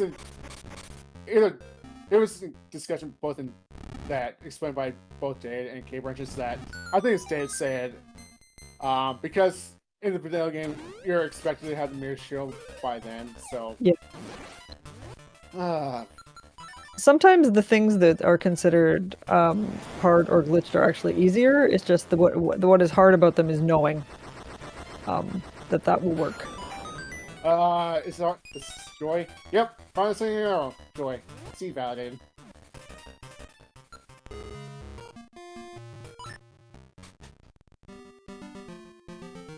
Oh. Oh. Man. Somebody.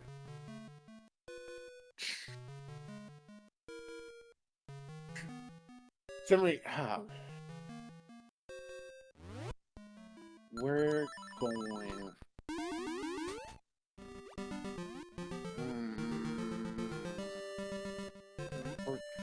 So fun quirk.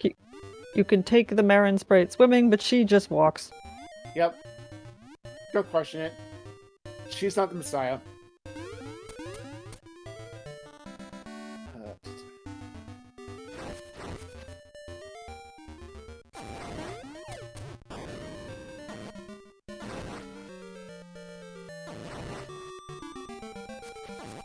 So we're gonna see the scale turn in now. This is vanilla. This is very late in the trading quest. This is where you would find the magnifying lens.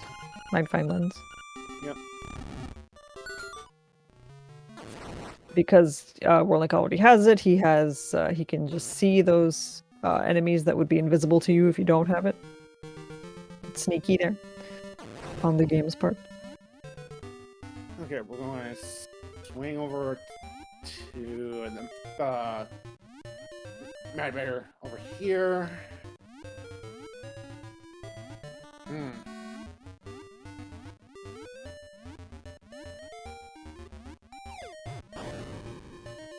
Yeah, this will be our second Mad Batter check. The third one is up on the mountain. We have not been up the mountain yet. Yeah, it's one of those things that it's if you don't have everything to do in one sweep, yeah, it's kind of annoying. Definitely. To multiple times, but in Archipelago they put a portal next to G7, so you can activate that and boom, you're do that. Let's faster go through all that.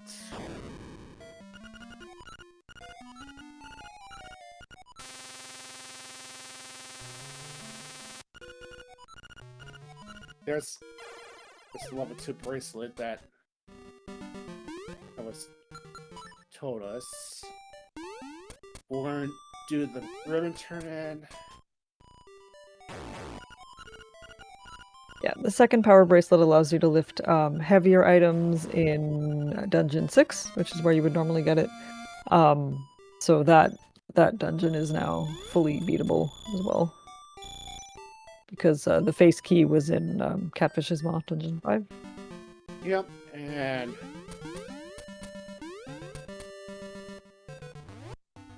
since I have so many bombs, I'm going to show off that you only need level 1. And hopefully nothing needs right. level 2. Yeah, Because yeah, it is. Yep. Because there are some fun things you can do in there. Going to do this. Yeah. Why are you happy? Yeah, I won't complain.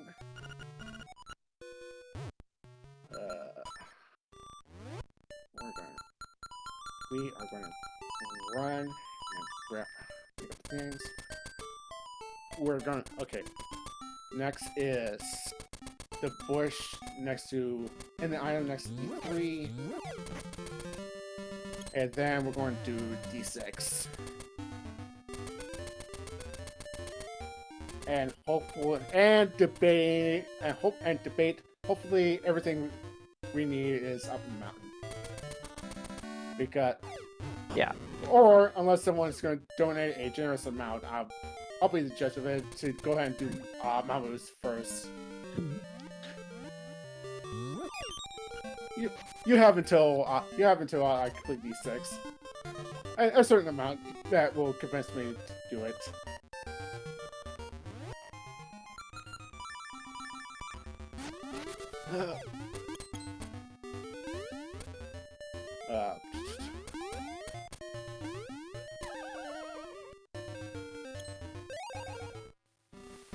Brings that to D4.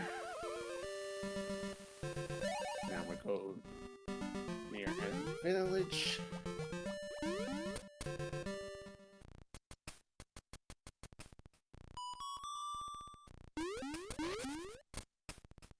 Get another Marin Spider-Man meme moment there. Depending on where, how soon we see the bird key, there might be one more Marin Spider-Man meme. Yeah, it's true. You know what? Let me do it my favorite way to deal with Armos. Yeet! Did you just suplex the Armos Knight statue? Yep.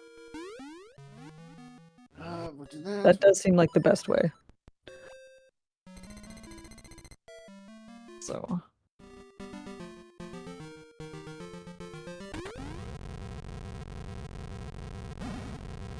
Alright, so this is Face Shrine, Dungeon 6. Yep, this in the vanilla game. This is at the point. It's like you slowly realize this whole place might be a dream. Question mark. Maybe. I don't know.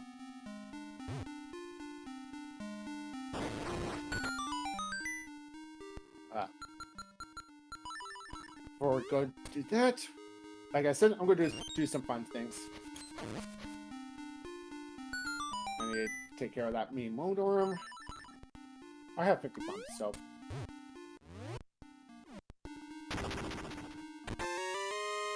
Yeah, those are the statues you would normally need the level 2 power bracelet to lift. They are susceptible to bomb triggers, so depending on how the items are arranged in this dungeon, it is possible to complete it on the level 1 power bracelet. If there are a couple places where those statues are covering up a staircase, and those can be bomb triggered out of existence. There are a couple of other cases where you need to lift those statues and throw them at a door. That cannot be bomb triggered. So if anything is behind those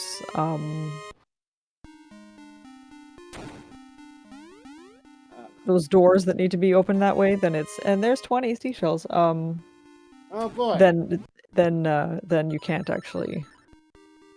You would need that bracelet to finish this dungeon. Yeah, that one requires a pot. There's a nightmare key. No time. Run.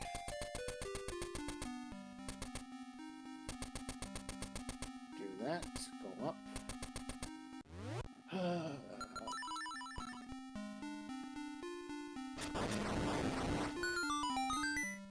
Blue tunic.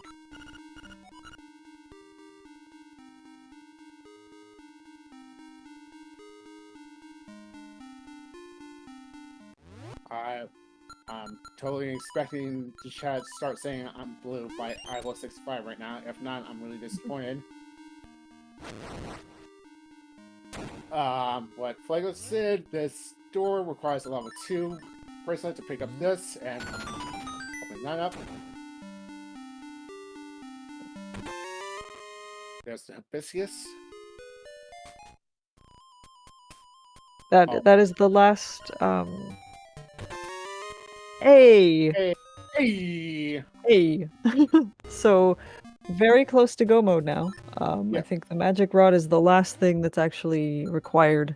Yeah, the magic rod is the last thing to be fully in go mode. If I get to level 2 sword, there is a chance that I'm in go. It really depends on where one item is. If the nightmare key is locked behind that requires the magic rod. Okay.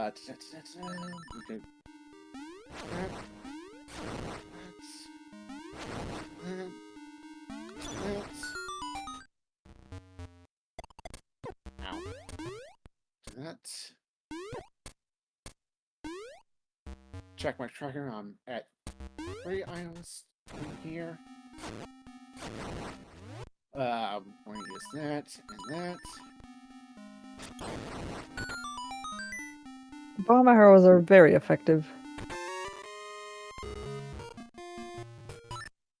Yeah, fun fact, bomb arrows was originally intended to be in A Link to the Past, but they didn't know how to handle how to put like 2 items on 2 separate buttons. So it was scrapped until this game, in which, hey, you can put any item on any button. So, ta-da! Bomb arrows was created.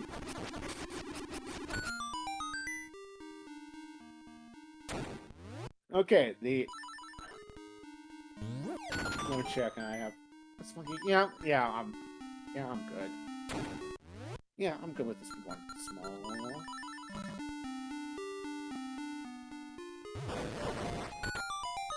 Nice. That.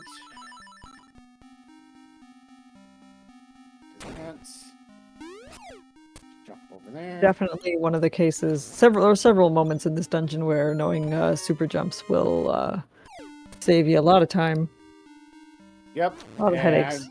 Yep. Another one's coming and, up. Well, another two are coming up right now, I think. Yep.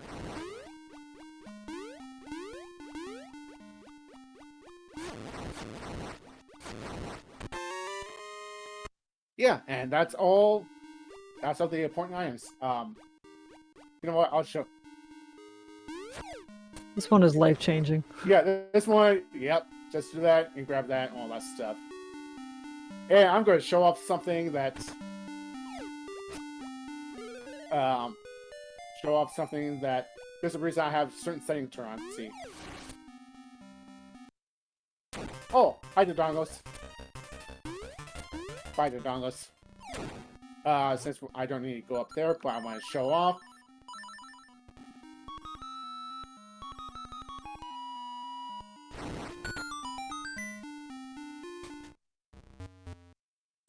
Full voices hate noises. Loud noises. Okay.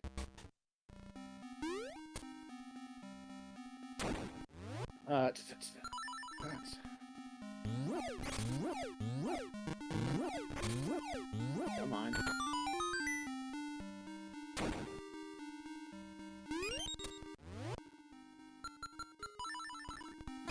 The reason I bring that key is because I want to show this off.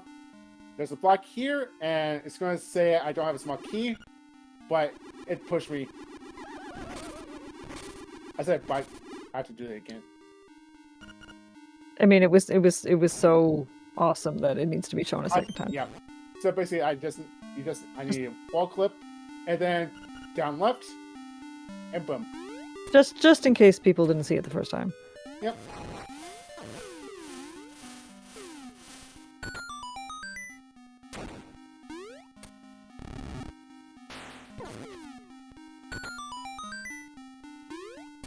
Coming up on the facade boss. 1,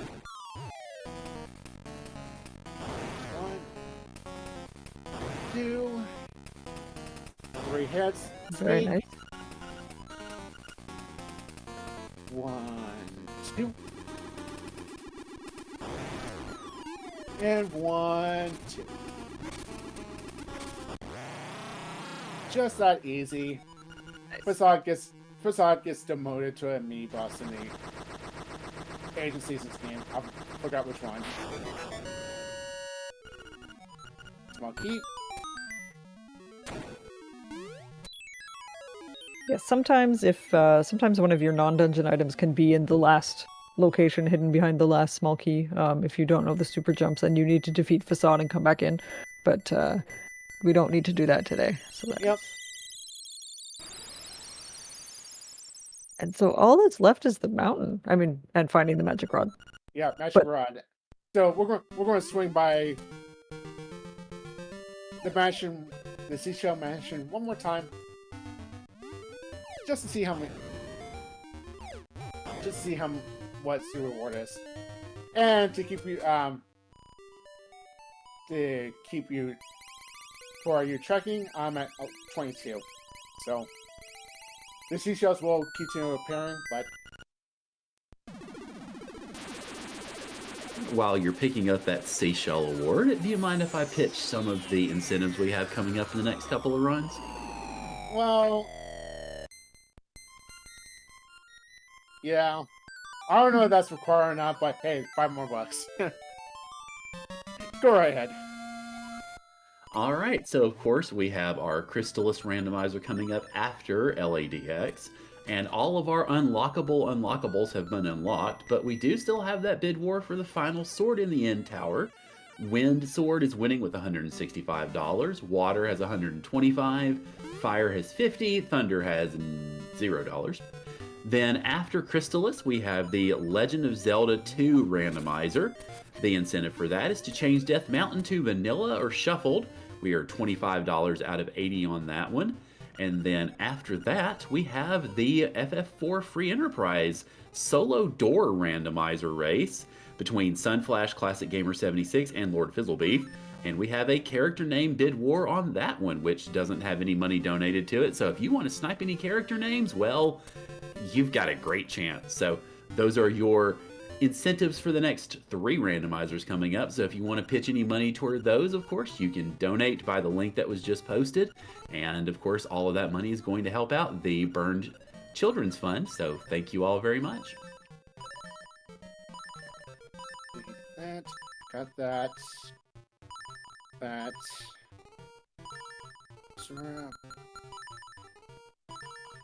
And those three are the date. What? Oh. Okay, now I know where everything. Okay. While I just there, I'm gonna double check where we at photos. We're missing 3. One of them's out in the mountain. One of them we're going to do after we finish the seed because we haven't mentioned this, but for this random, well, in the vanilla game, you can steal items from the store, but the punishment is if you go back in the store. Well, everyone will start calling you thief. And the moment you step back in the shop, the shopkeeper will basically becomes Emperor Palpatine, and you straight up and die. And we don't want to do that because if you've been watching this, you know what happens if you beat the seed deathless. So. And when he says everyone calls you thief, he means everyone. The windfish will address you as thief, and who needs that? Marin will call you thief. That album will rename as the event. Will be renamed to Thief. And here's man. Let's see if I can. Okay, got it. And hold right. Yeet! Do you not throw pineapples at people in real life? Do not throw pineapples at people in real life. On our way up through here, though, we saw the fishing hook in a heart piece location, which means we now know where it is. We do not need to pick it up. Because he's already turned it in without having it. Yeah, I could have bumped trying to pick it up, but I don't feel like it right now. Yeah, Telltale Heights has, first of all, amazing music. Yep. It's legendary for a reason, but also it's the mountain itself, even without the 2 dungeons, is fairly dense item location. So in our quest for the magic rod, we'll be seeing some of those along the way. Here's 5 chess game. We come back later. Yeah. Magic powder. The 5 chests here will be 5 of the same item. Oh, womp womp. It could be rupees, bombs, arrows, magic powder, slimes for what we get, or single seashells. So yep. if you're coming up early and get the all 5 seashells, congrats, you got 5, and they're not considered in logic, but hey, you're 5 ahead. Yeah. Then they don't come out of the pool. Yep. It'll be fat.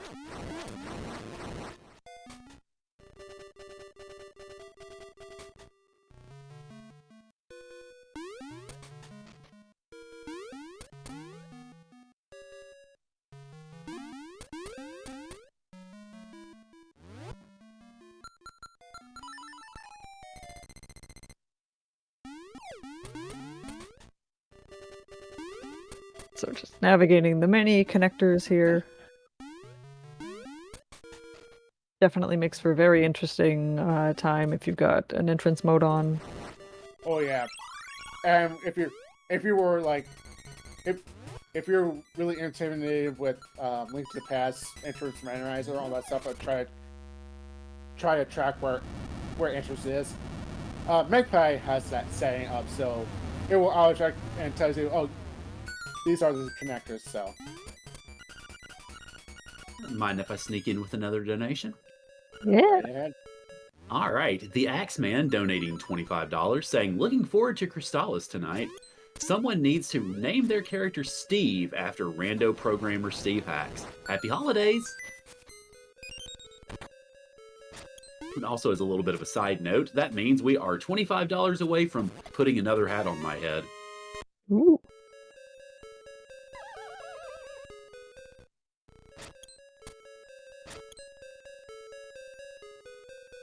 That first key that Warling picked up there is guaranteed to be a small key in the settings because you need it to access the rest of the dungeon in Logic. There are ways to access them out of Logic, but the game does not expect that of you. So. Yep. And this is the dungeon that you can go there with 0 keys, small keys, and 0 memory keys, as long as you have it. It's also entirely in Logic without the feather. Oh yeah. A thing I have learned the hard way. Is it doable? Yes. Is it fun? Define fun.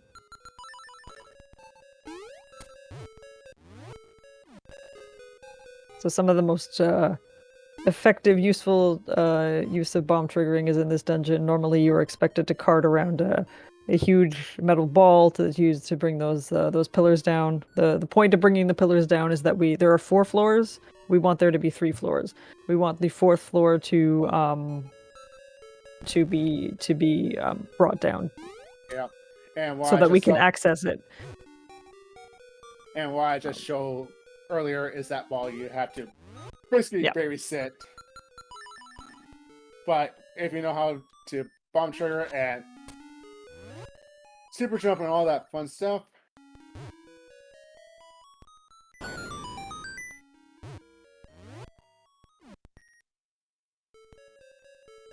So we'll be seeing the cutscene here just shortly. There we go.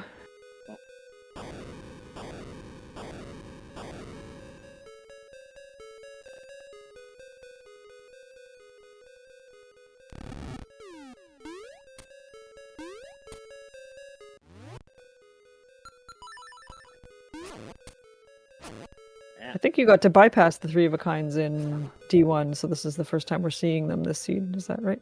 Yep. And it won't be the last time. There we go. Man, where are my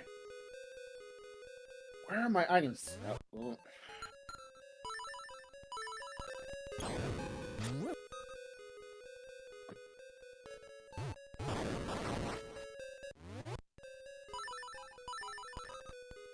There we go.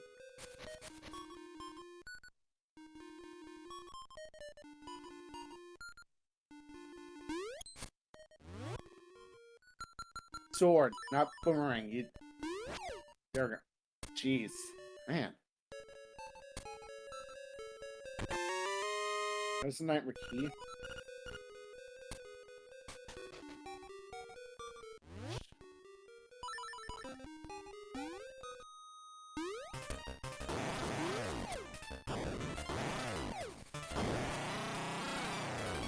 Okay, let's... Yes. You know what? Let's be financially responsible.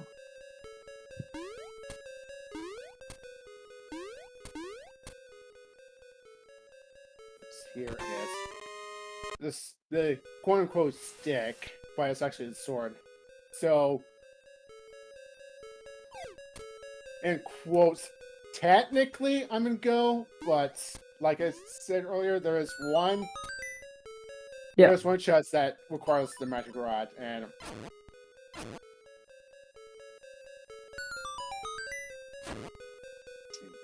I did try to mark that extra seashell on the tracker, and we entered a kind of integer overflow state, and I'm just gonna leave it.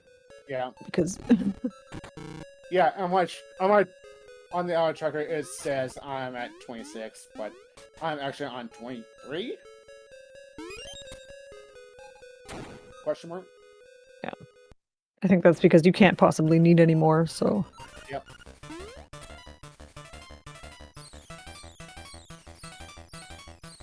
This is this dungeon's mini-boss. He would be gating the vanilla Nightmare Key, but there will be a different check behind him, because we already have the Nightmare Key.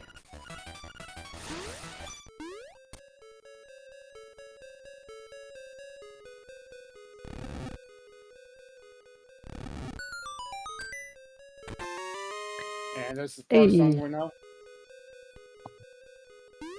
Okay, go and test something out that May told me last week.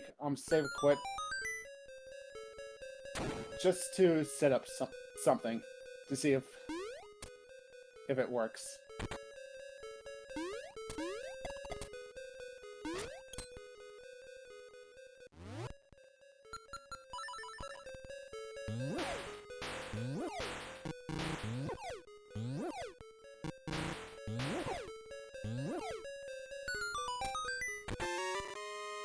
Okay.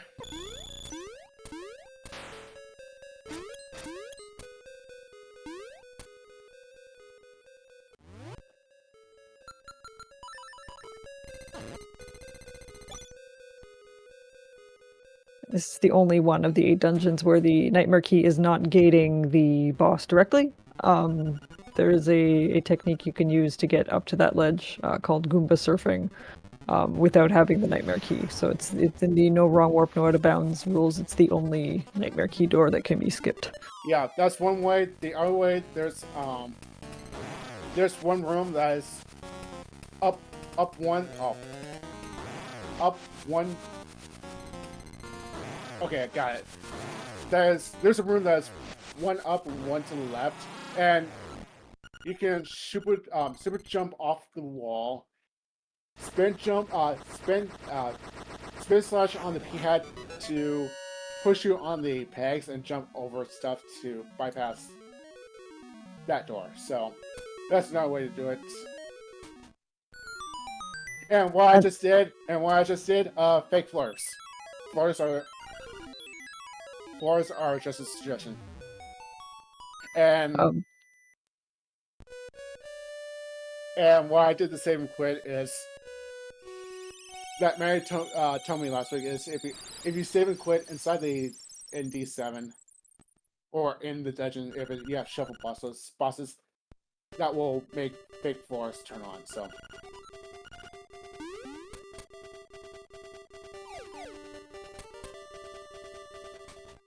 Also, what Warlink was describing before about being able to jump, to being able to super jump, in order as the other technique to get past to avoid that Nightmare Key door.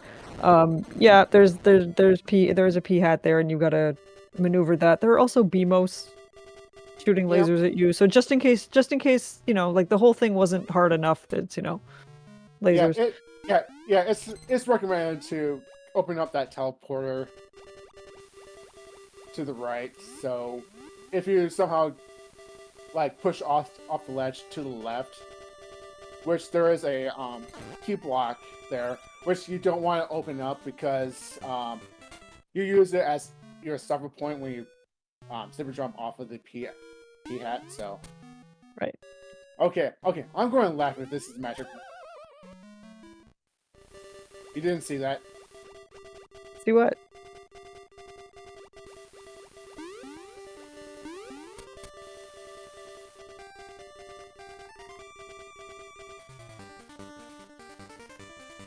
This is Bird Key Cave, the location of the Bird Key in Vanilla that you would generally need the Rooster for. It's the Rooster's one Vanilla task, although you can do some other stuff with it.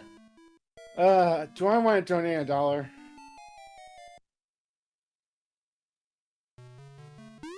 No, I'm a bit afraid of what's going to happen if I touch the seashell part on this tracker again.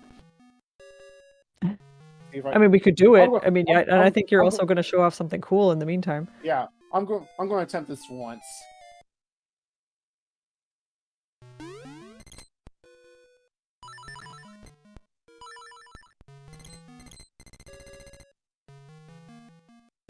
Okay, not the hard part. So, okay, with this sprite, it's gonna be, yeah, this sprite is gonna be, it's gonna be fun. So I'm going to attempt it only once.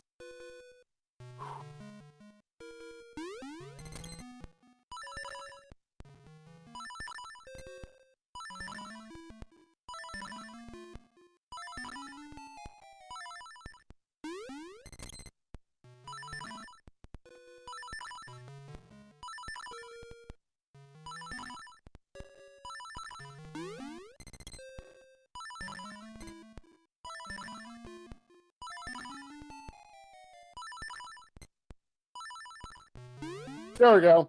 Very nice. That is okay,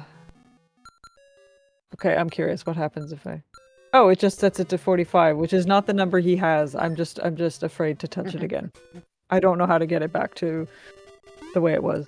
But yeah, that was a really impressive hookshot jump through Birdkey Cave with a glitching sprite behind him. I think that's not, as I understand it, that technique is used in the vanilla speed. Oh, come on. Oh, come on. I did it for the swag. Oh. Oh. Oh. Nicholas. Maybe I should back up. Oh, he's fine. Okay, also thank you to Dark Moon Firelight for explaining this to me. Oh, I see. It's okay. I think we're at 23. I'm just deciding we're at 23. 24. Yeah, I think it's 24. Okay, there is the problem, is that I have a mouse that is also like a trackpad. It was funny though. It was funny. But what Warlink did in the cave there is a vanilla speedrun technique that is used to avoid getting the ocarina at all. Because normally you would need the ocarina and Song of Soul to get the rooster and under the rooster statue in the village by where Marin was standing, and by leveraging a very brief frame window while the hookshot is extended, he's able to jump again. And if I'm understanding correctly, the vanilla speedrunners do that with Bow Wow. Because they don't return Bow Wow, because Bow Wow was best boy. Yeah, because you skip Colant's castle and all that. All that prevents you, especially Richard and Kiki saying, yeah, get away that foul beast, or Kiki's like, eek, a monster, run away, run away! Yeah.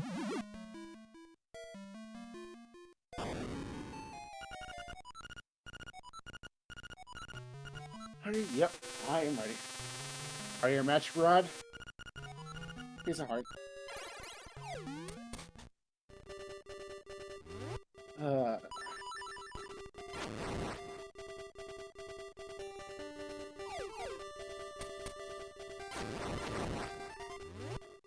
Hey, I cannot believe I'm doing this the intended way.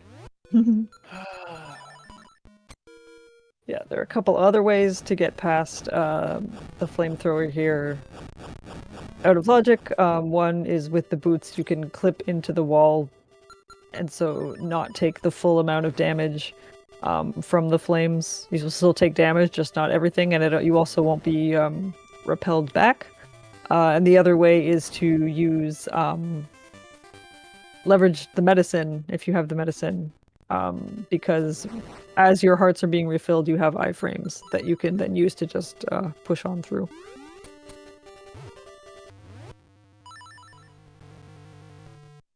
And even though we have both the Ocarina and Song of Soul, we're getting the swag open.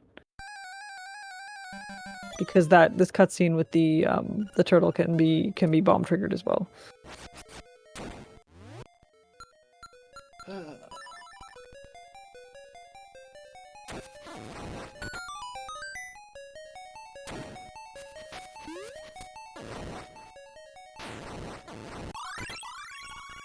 Alright, Karen.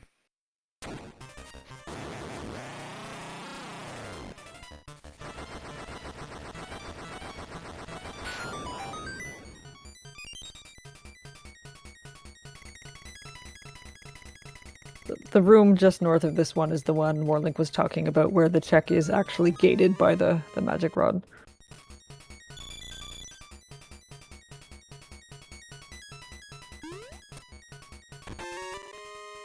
Okay.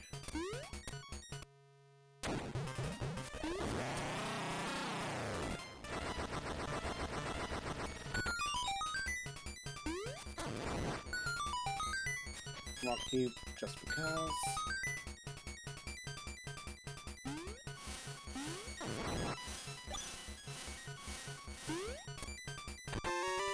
Another small key.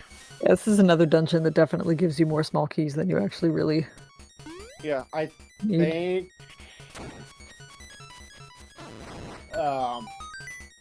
Technically you can do it with 0, but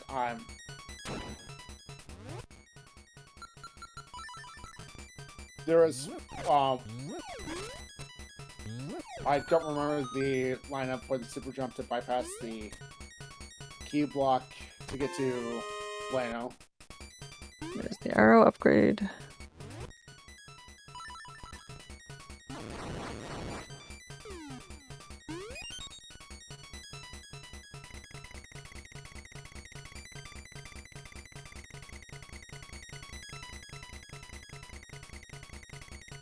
So I think we've seen all 3 of the capacity upgrades. Or did we Yes. not see magic powder? Okay. Yep. Oh, we haven't seen Smasher. He doesn't hurt us. He just wanted to play fetch.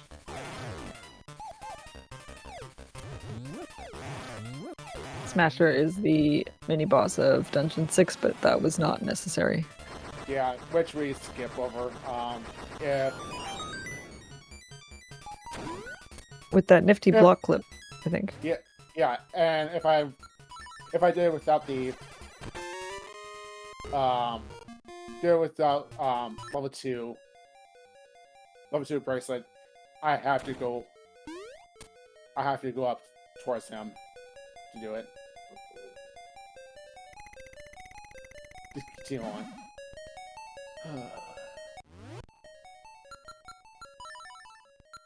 Continue on to the boss. Can't get to the stuff on the right side because that still blocks by level 2 bracelet.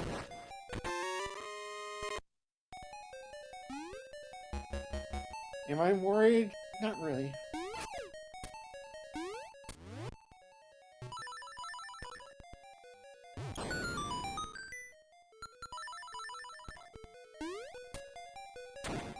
Yeah, a couple of unstable walls in this dungeon you can use to get around some of the...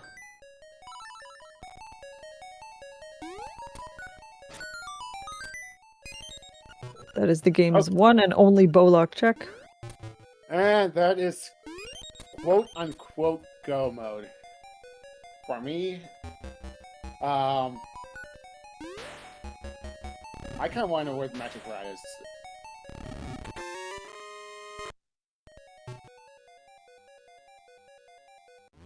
I'm going to do every check except for Plano because he's kind of out of the way, and I don't feel like doing it. We'll find out after the run.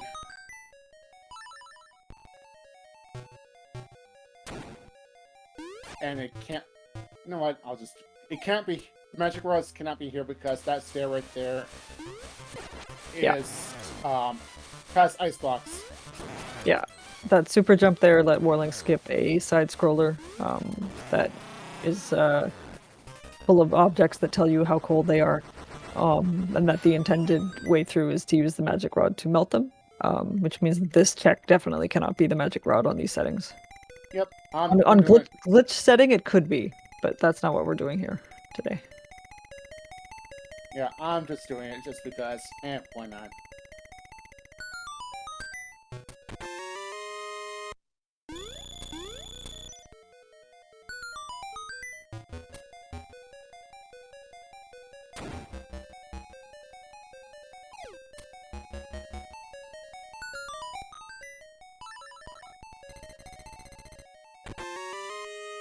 Hey, more money to donate, and that's 5.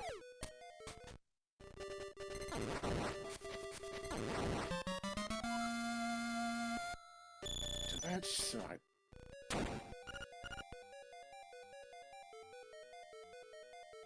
did that.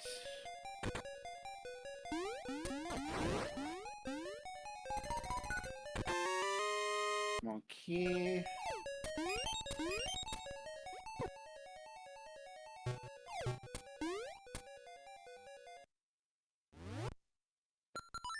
Hey, it's more Dodongos. Okay. I'll fight them fairly.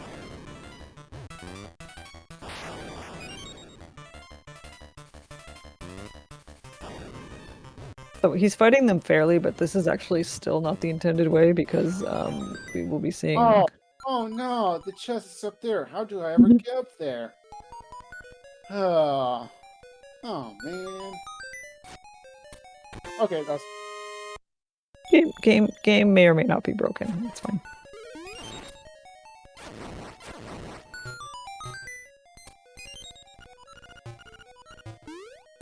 okay. I'm going to leave the heart here. Now the fun part. Until I get to the instrument, I cannot be hit or lose a heart.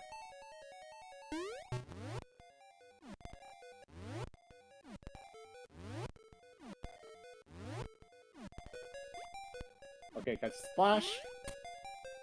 Lifted. There we go. Can I explain the reason for that, or do you want to surprise people? Oh, for this fight, if you talk about this fight, I need concentration because if I get hit, I have to save a frame and redo it. So we can explain later.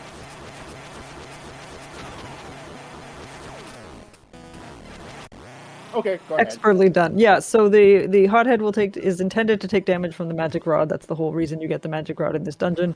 But because Orlink has the level 2 sword and is at full health, the level 2 sword will shoot out those beams, and hothead will take damage from the beams, and that is why he was saying that he was basically in go mode. And that was a very out of logic Dungeon 8 finish. It was really well done. Yeah, and the reason I said I don't need to be hit is because I need the full health, and Manny will probably, if she's still in the chat, she will say what the exact how much damage you take, but if it's not,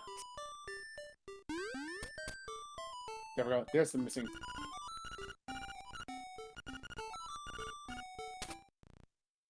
Got a picture of Grandpa. It's to explain, if my health isn't divisible evenly by the amount of health that I'm taking, when I hit 0 and the medicine kicks in, if it doesn't bring me directly to 0, what the medicine does is stop counting down, medicine fills up, once it fills up, then it continues going down with damage. So, if I'm not at the right health number of hearts, I cannot beat Hothead even with medicine. So, that's why I need to focus and not to get hit. And... Secret 9th instrument. Actually, not now, because not that. Because oh yeah. There's one more message. Marin says if you play Battle Windfish, not very good. What? Did I say something? No, you've been hearing things.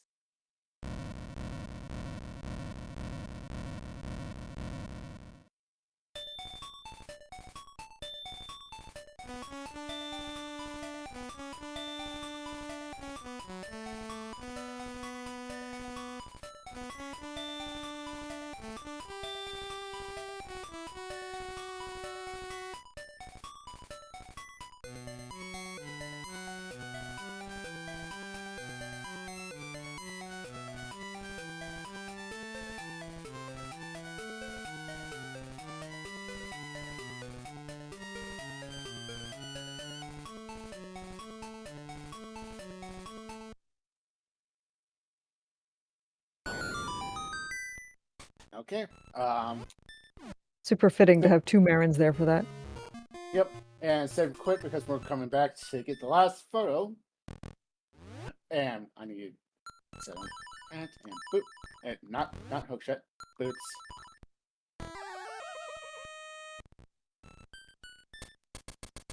Oh.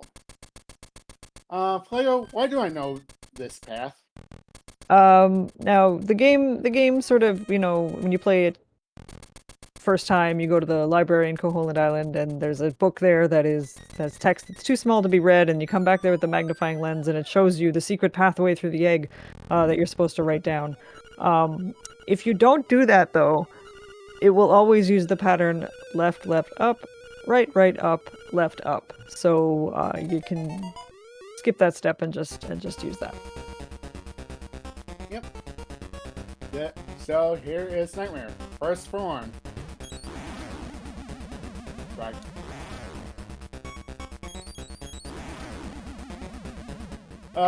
Swag? Swag. Wag.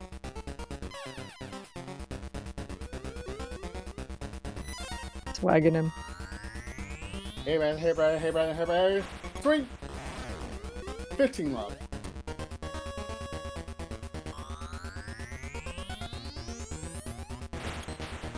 Love.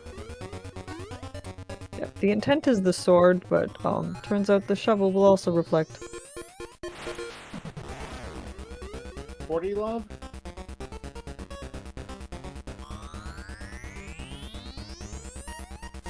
Aw.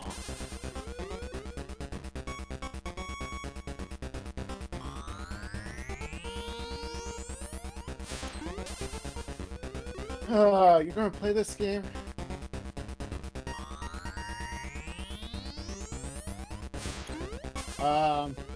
Are you gonna cooperate? We have other runs happening tonight. Come on. I know we're about to finish, but come on. The game's just having fun. It doesn't want our segment to end. Let's see if I can get the stun lock.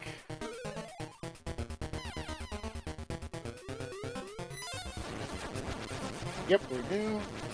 Nice. I think that's enough. Here's the appearance of Ganon. 1, 2, 5. Yeah, I want to do this hitless. That's the last pause for this point. And here is the final form. We refer to him as Deathel. Deathel can be hit by 2, technically 3 items. The intended way is the bow and arrow. The way I do it, one hit by the boomerang. Yep. And the third way is bombs, but that is super RNG dependent. And timing is about. Yep. When the screen goes white. Yep. And Time. GG. Great run. And there's Marin climbing up.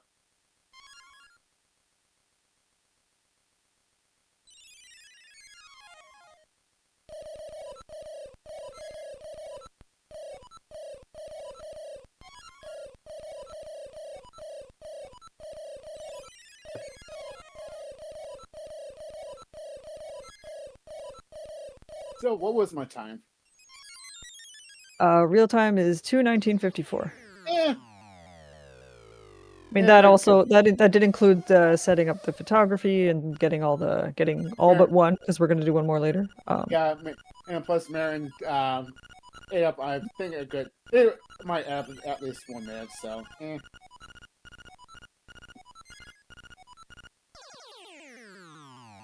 It's just, yeah, the beginning is so, everything's like so spread apart until things showing up. It's like, okay, this.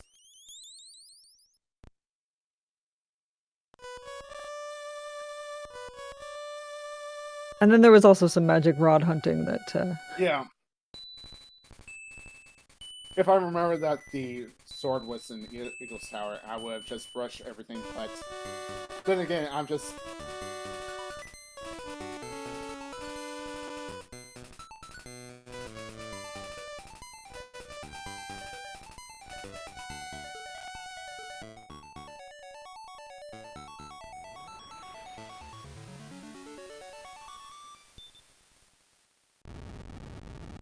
But that was deathless. Yep. Okay.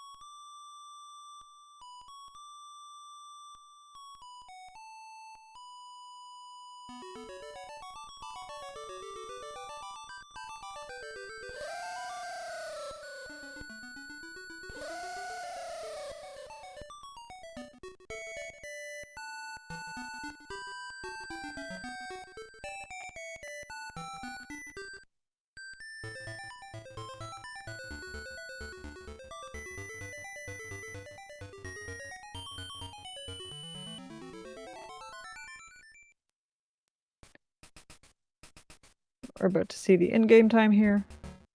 Which is usually It's very going to be low. pretty close. Yeah. It'd be like 2 minutes off or something like that. 2:18. And 2:04, so the tracker's off by 1, so... Yeah, so that's your regular schedule LDX run. Well played. At least finally showing off Jesus jumping and pulling off that hookshot jump. So that was... And Hothead. That was Oh, yeah. that was impressive. Yep. And also we're going Jade made it fixed because there's something that keeps on happening at the end that was brought up earlier this afternoon, and Jade said he made it fixed to it, so let's hope let's see if it's fixed.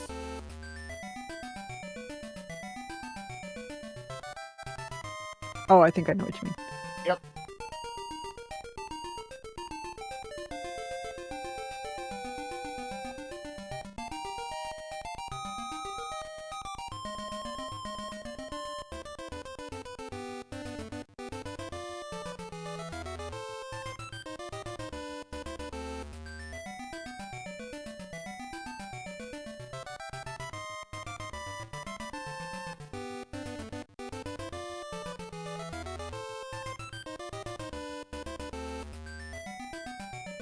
So if you've ever finished the vanilla game Deathless or seen it played Deathless, you'll know that there's something Yeah. in the credits that happens, and the randomizer has that, and it has a little something else too. Yep.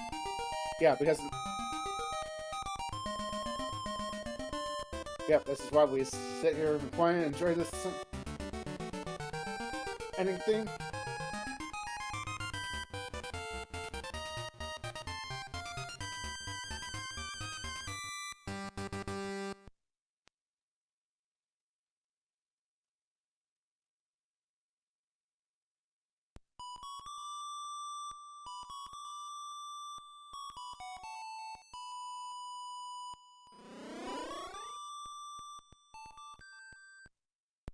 Wait, we got to end with another Marin, right?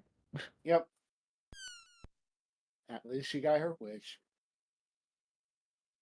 Okay, Hey, hey, it's fixed. So we got Mora. So like, in video game, there's some. If you go deathless, you get a screen saying from the device saying thank you for playing the game, all that stuff. Jade found out that's just one big huge image file. It's like, hey, can I replace anything? So you get one of, I think it's 30 different pets. So give me your winner. So there we go. Now let's get that last picture. But before we get to the last picture, do you want to know where the magic rod was located? Mamu? Was it Mamu? No. Oh, Mamu has a secret seashell. oh. Oh, well, I have very recently last location magic rod at Mamu, so I was like, oh god. No way.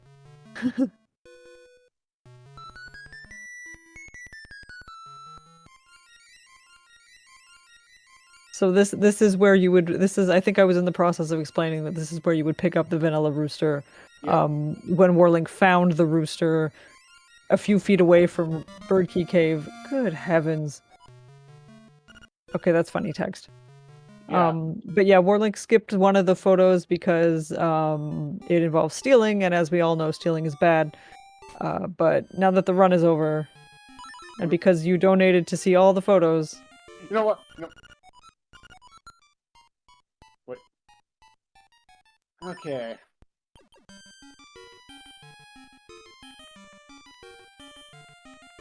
Oh. Um, and this is why I don't steal.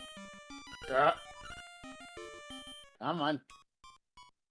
you would think the second Marin would like create a diversion.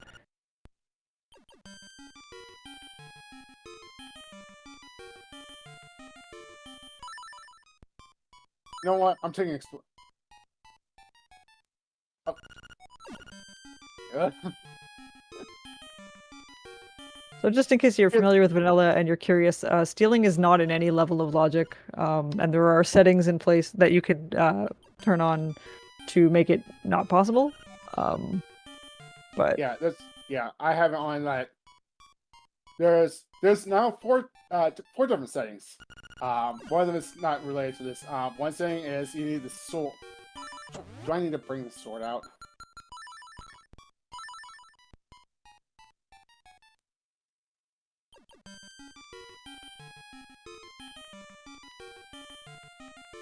Come on.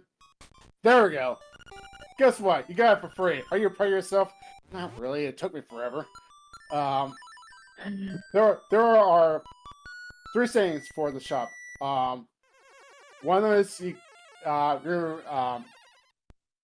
you're never you can never steal. Period. There's one that is you can steal, but you need the sword to be able to steal, and the third one is always, so you can steal whenever.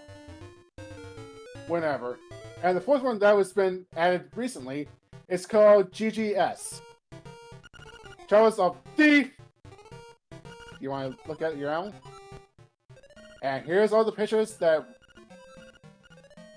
Let's admire them one at a time. Here stands a hero. 2 is the Overload picture. Third one is the well. that's not cursed at all. No. Okay. Here's the quiz that I mentioned since the beginning of the run. Remember the picture from the weather vane? As I said, look at Lincoln Marin's face.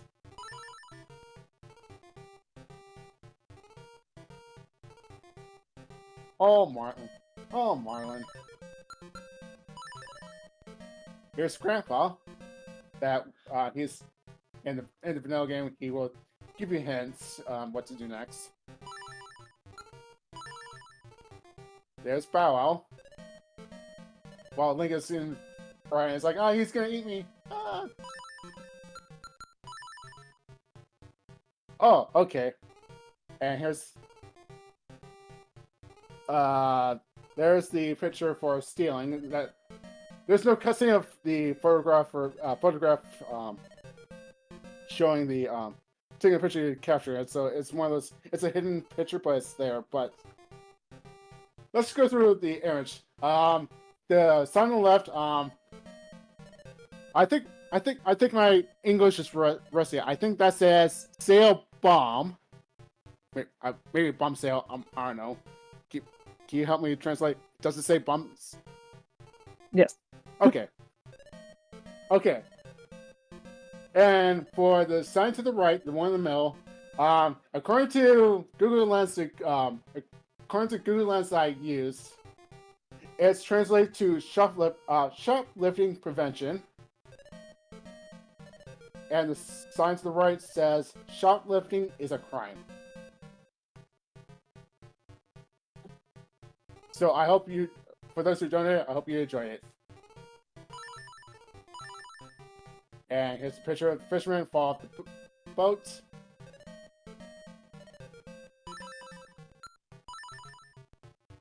And there's the Zora.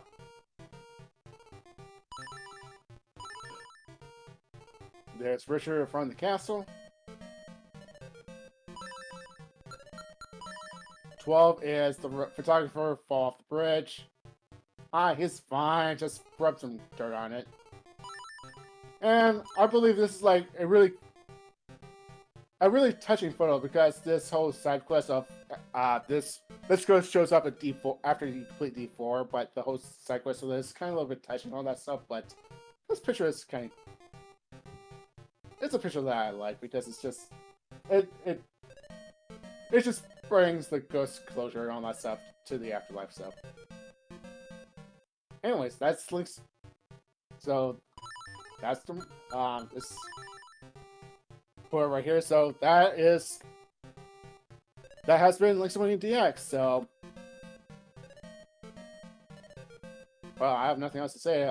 Thanks for Final Fantasy Randomizer for the LDX community to have some let the LDX community have some representative for this marathon, and allow me to run this in Mary's place and all that stuff, and somehow agreeing all the incentives I throw out. I should throw out more just for the lulz, but yeah, maybe next time or something like that. But I want to thank Darth Vader to commenting.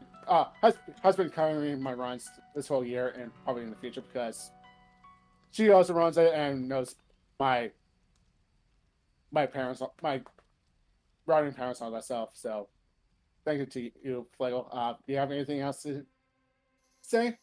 Yeah, I just wanted to thank you for having me, Warlink. I know we mentioned we've done this a couple times now. It's always a fun time. I really enjoy playing this randomizer too, and just thanks to the FF4 Rando community for putting this on, for doing great work. And FF1.